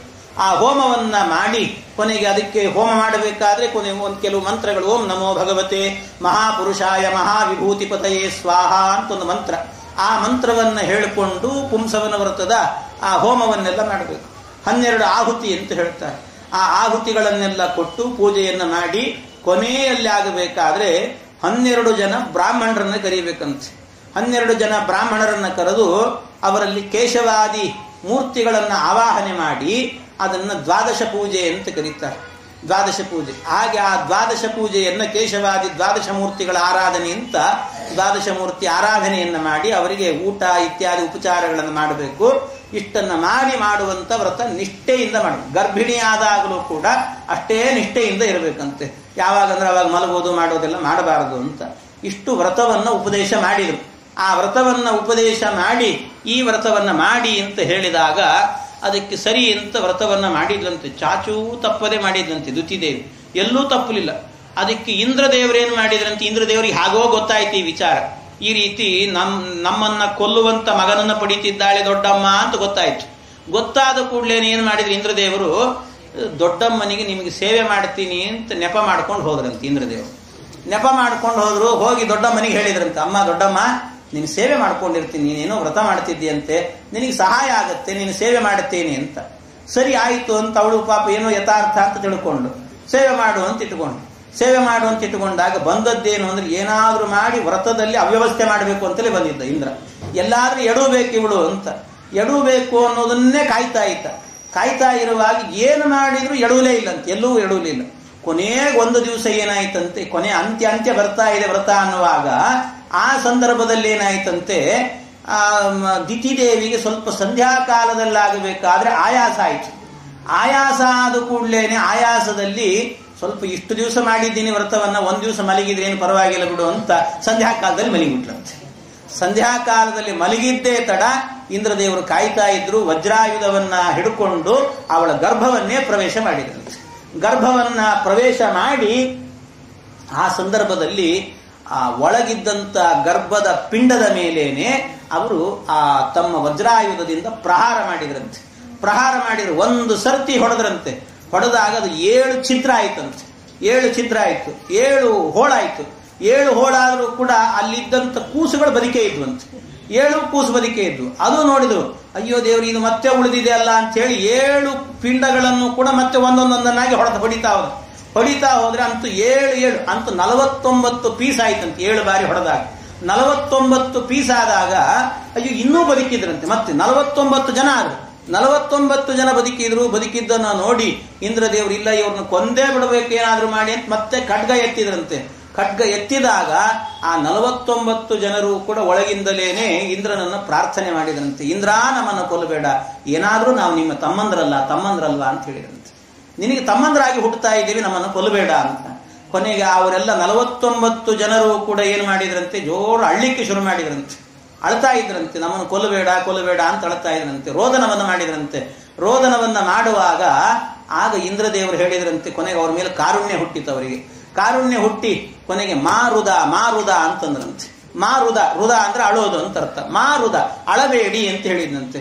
ಅದು ಮಾರುದ ಅಂತ ಹೇಳಿ ಅಳುವನ್ನ ನಿಲ್ಲಿಸಿದ ಕೂಡಲೇ ಅವರೆಲ್ಲ ಹೇಳಿದ್ರಂತೆ, ಹಾಗಾದ್ರೆ ನಮ್ಮನ್ನು ಕೊಲ್ಲದೆ ನಮ್ಮನ್ನು ಹಾಗೇ ಬಿಟ್ಟಿದ್ಯಾದ್ರಿಂದ ನಾವು ಇವಳ ಗರ್ಭದಲ್ಲಿ ಹುಟ್ಟಿದ್ರೂ ಕೂಡ ನಿಮ್ಮ ಪಕ್ಷವನ್ನೇ ವಹಿಸ್ತೀವಿ ನಾವು ಅಂತ ಹೇಳಿದ್ರಂತೆ.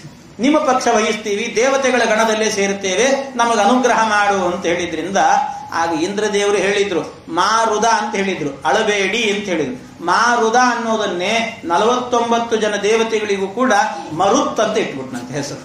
ಅದೇ ಮರುದ್ದೇವತೆಗಳು ಅಂತ ಕರೀತಾರಲ್ಲ, 49 ಜನದ ಮರುದ್ದೇವತೆಗಳು ಇವರೇ. ಆ 49 ಜನ ಮರುದ್ದೇವತೆಗಳು ಅಂತ ಹೇಳ್ತಾರೆ. ಹೀಗೆ ಮರುದ್ದೇವತೆಗಳಾಗಿ ಹುಟ್ಟಿದ್ದು ಇವರೆಲ್ಲರೂ ಕೂಡ. ಇಂದ್ರ ಈ ರೀತಿ ಮಾಡಿದ್ರಿಂದ ಬಂದವರು. ದಿತಿದೇವಿಯಲ್ಲಿ ಹುಟ್ಟಿದ್ರು ಕೂಡ ಅವರೆಲ್ಲರೂ ಕೂಡ ಆ ಪಕ್ಷದಲ್ಲಿ. ಆ ಕಶ್ಯಪರು ವರ ಕೊಡುವಾಗಲೇ ಹಾಕಿ ಕೊಟ್ಟಿದ್ರಂತೆ, ನೀನು ಸರಿಯಾಗಿ ವ್ರತ ಮಾಡಬೇಕು, ವ್ರತವನ್ನೆಲ್ಲಾದ್ರೂ ಬಿಟ್ಟಿ ಅಂದ್ರೆ ಅವ್ರು ಹುಟ್ಟಿದ ಮಕ್ಕಳೆಲ್ಲರೂ ಕೂಡ ಅಲ್ಲಿ ದೇವತೆಗಳ ಪಕ್ಷಕ್ಕೆ ಸೇರಿಬಿಡ್ತಾರೆ ಅಂತ ಹಾಗೆ ವರ ಕೊಟ್ಟಿದ್ದಂತೆ. ಅದರಿಂದ ಅದೇ ರೀತಿಯಲ್ಲಿ ಆಯಿತು. ಇಂದ್ರದೇವರ ಒಂದು ಅನುಗ್ರಹದಿಂದಾಗಿ ಅವರೆಲ್ಲ ಮತ್ತೆ ದೇವತೆಗಳ ಗಣದಲ್ಲಿ ಸೇರುತ್ತಾರೆ. ಹೀಗೆ ಮರುದ್ದೇವತೆಗಳು ಅಂತಾದ್ರು ಅಂತ ಇಷ್ಟು ಚರಿತ್ರೆಯನ್ನು ಕೂಡ ಹೇಳಿದ್ದಾರೆ. ಈ ಎಲ್ಲ ಚರಿತ್ರೆಯನ್ನ ಹೇಳಿ ಮುಂದೆ ಆಗಬೇಕಾದ್ರೆ ಇಲ್ಲಿಗೆ ಸಾಮಾನ್ಯ 6ನೇ ಸ್ಕಂದದಲ್ಲಿ ಎಲ್ಲ ಚರಿತ್ರೆಯನ್ನು ಹೇಳಿದ್ದಾರೆ. ಇಷ್ಟು ಮುಗಿತು, ಇಲ್ಲಿಗೆ 6ನೇ ಸ್ಕಂದವನ್ನು ಮುಗಿಸಿಕೊಳ್ತಾರೆ. ಇಷ್ಟು 6ನೇ ಸ್ಕಂದದಲ್ಲಿ ಇಷ್ಟು ಹೇಳಿದಾಗ ಕೊನೆಯಲ್ಲಿ ಪರೀಕ್ಷಿನ್ ಮಹಾರಾಜ ಕೇಳ್ತಾನೆ, ಅಲ್ಲ ಯಾವಾಗಲೂ ಕೂಡ ಭಗವಂತ ಏನು ಮಾಡ್ತಾ ಇದ್ದಾನೆ ಅಂದ್ರೆ ದೇವತೆಗಳ ಪಕ್ಷವನ್ನೇ ವಹಿಸ್ತಾ ಇದ್ದಾನೆ ಪರಮಾತ್ಮ. ದೇವತೆಗಳ ಪಕ್ಷವನ್ನೇ ವಹಿಸಿ ದೇವತೆಗಳಿಗೆ ಅನುಗ್ರಹ ಮಾಡ್ತಿರ್ತಾನೆ. ಯಾಕೆ ಈ ಪಕ್ಷಪಾತ ಧೋರಣೆ ಯಾಕೆ ಪರಮಾತ್ಮನಿಗೆ? ಪರಮಾತ್ಮ ಯಾಕೆ ಪಕ್ಷಪಾತವನ್ನು ಮಾಡ್ತಾನೆ ಅಂತ ಈ ರೀತಿಯಲ್ಲಿ ಆ ಪರೀಕ್ಷಿನ್ ಮಹಾರಾಜ ಪ್ರಶ್ನೆ ಮಾಡಿದಂತೆ. ಪರೀಕ್ಷಿನ್ ಮಹಾರಾಜ ಪ್ರಶ್ನೆ ಮಾಡಿದಾಗ ಆಗ ಶುಕಾಚಾರ್ಯ ಹೇಳ್ತಾರೆ, ಇದು ನಿನಗೆ ಬರೋಕ್ಕಿಂತ ಪ್ರಶ್ನೆ ಮೊದಲು ನಿಮ್ಮ ತಾತನಿಗೆ ಈ ಪ್ರಶ್ನೆ ಬಂದಿತ್ತು ಅಂದ್ರು. ನಿಮ್ಮ ತಾತ ಯುಧಿಷ್ಠಿರ ಇದ್ನಲ್ಲ ಧರ್ಮರಾಜ, ಅವನಿಗೆ ಈ ಪ್ರಶ್ನೆ ಬಂದಿತ್ತು. ಅವನು ಈ ಪ್ರಶ್ನೆಯನ್ನ ನಾರದ ಮಹರ್ಷಿಗಳ ಹತ್ರ ಕೇಳಿದ್ದ. ಅದಕ್ಕೆ ನಾರದ ಮಹರ್ಷಿಗಳೇನೆ ಈ ಪ್ರಶ್ನೆಗೆ ಉತ್ತರವನ್ನ ಕೊಟ್ಟಿದ್ದಾರೆ.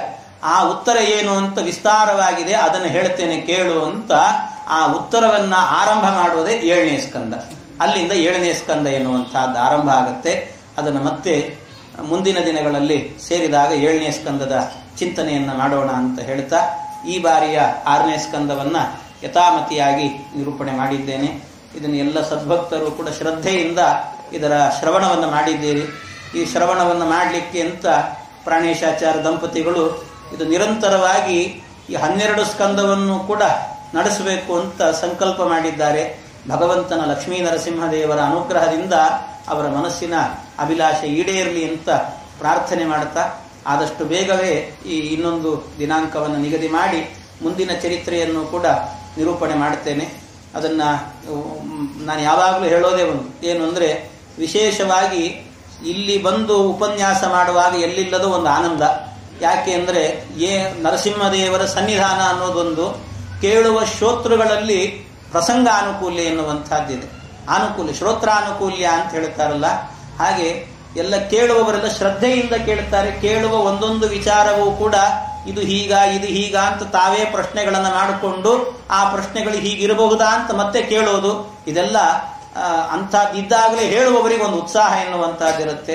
ಆಕಸ್ಮಿಕವಾಗಿ ಎಲ್ಲಾದರೂ ಕೂಡ ಏನಾದರೂ ಹೇಳಿದರೆ ಇದು ಹೀಗೋ ಹಾಗೋ ಅಂತ ಕನ್ಫರ್ಮ್ ಮಾಡಿಕೊಳ್ಳಿಕ್ಕೆ ಅಂತ ಚರ್ಚೆಗೂ ಕೂಡ ಮಾಡಿ ಅದನ್ನು ಹೀಗೆ ಅಂತ ಸಿದ್ಧಾಂತ ಮಾಡಿಕೊಳ್ಳಿಕ್ಕೆ ಆಚಾರ್ಯರಂಥವರು ಕೂಡ ಇರ್ತಾರೆ. ಆದ್ದರಿಂದ ಏನು ಹೇಳಬೇಕಾದರೂ ಕೂಡ ವಿಶೇಷ ವಿಮರ್ಶೆಯನ್ನ ಮಾಡಿ ಹೇಳಬೇಕಾದಂಥ ಅಗತ್ಯ ಇಲ್ಲಿ ಇದೆ. ಆದ್ರಿಂದ ಅದು ಒಂದು ನನ್ನ ಸೌಭಾಗ್ಯ ಅಂತ ತಿಳಿತಾ, ಇದೇ ರೀತಿಯಲ್ಲಿ ಜ್ಞಾನ ಕಾರ್ಯವನ್ನ ನಿರಂತರವಾಗಿ ಪ್ರಾಣೇಶಾಚಾರ್ಯ ದಂಪತಿಗಳಿಂದ ನಡಿಲಿ, ಅವರಿಗೂ ಅವರ ಕುಟುಂಬಕ್ಕೂ ವಿಶೇಷವಾದ ಶ್ರೇಯಸ್ಸಾಗಲಿ, ಹರಿವಾಯುಗಳ ಅನುಗ್ರಹ ಆಗಲಿ, ಶ್ರದ್ಧೆಯಿಂದ ಶ್ರವಣ ಮಾಡಿದ ತಮಗೂ ಕೂಡ ಹರಿವಾಯು ಗುರುಗಳ ಅನುಗ್ರಹ ಆಗಲಿ ಅಂತ ಪ್ರಾರ್ಥನೆ ಮಾಡ್ತಾ, ಇಷ್ಟು ದಿನಗಳಲ್ಲಿ ಏನಾದರೂ ಒಳ್ಳೆ ವಿಚಾರಗಳು ಹೇಳಿದ್ರೆ ಅದೆಲ್ಲ ನಮ್ಮ ಗುರುಗಳಾದಂಥ ಪರಮ ಪೂಜ್ಯ ಪೇಜಾವರ ಶ್ರೀ ವಿಶ್ವೇಶತೀರ್ಥ ಶ್ರೀಪಾದಂಗಳವರ ಅನುಗ್ರಹ, ಅವರ ಕಾರುಣ್ಯ. ತಪ್ಪಿದ್ದಲ್ಲಿ ಅದು ನನ್ನದ್ದು ಅಂತ ಹೇಳುತ್ತಾ ನನ್ನ ಎರಡು ಮಾತನ್ನ ಅಸ್ಮದ್ ಗುರುವಂತರ್ಗತ ಭಾರತೀಯ ರಮಣ ಮುಖ್ಯ ಪ್ರಾಣಾಂತರ್ಗತ ಗೋಪಾಲಕೃಷ್ಣ ವಿನ್ನ ನರಸಿಂಹದೇವರ ಪಾದಾರವಿಂದಗಳಿಗೆ ಅರ್ಪಣೆ ಮಾಡುತ್ತಾ ಶ್ರೀ ಕೃಷ್ಣಾರ್ಪಣ.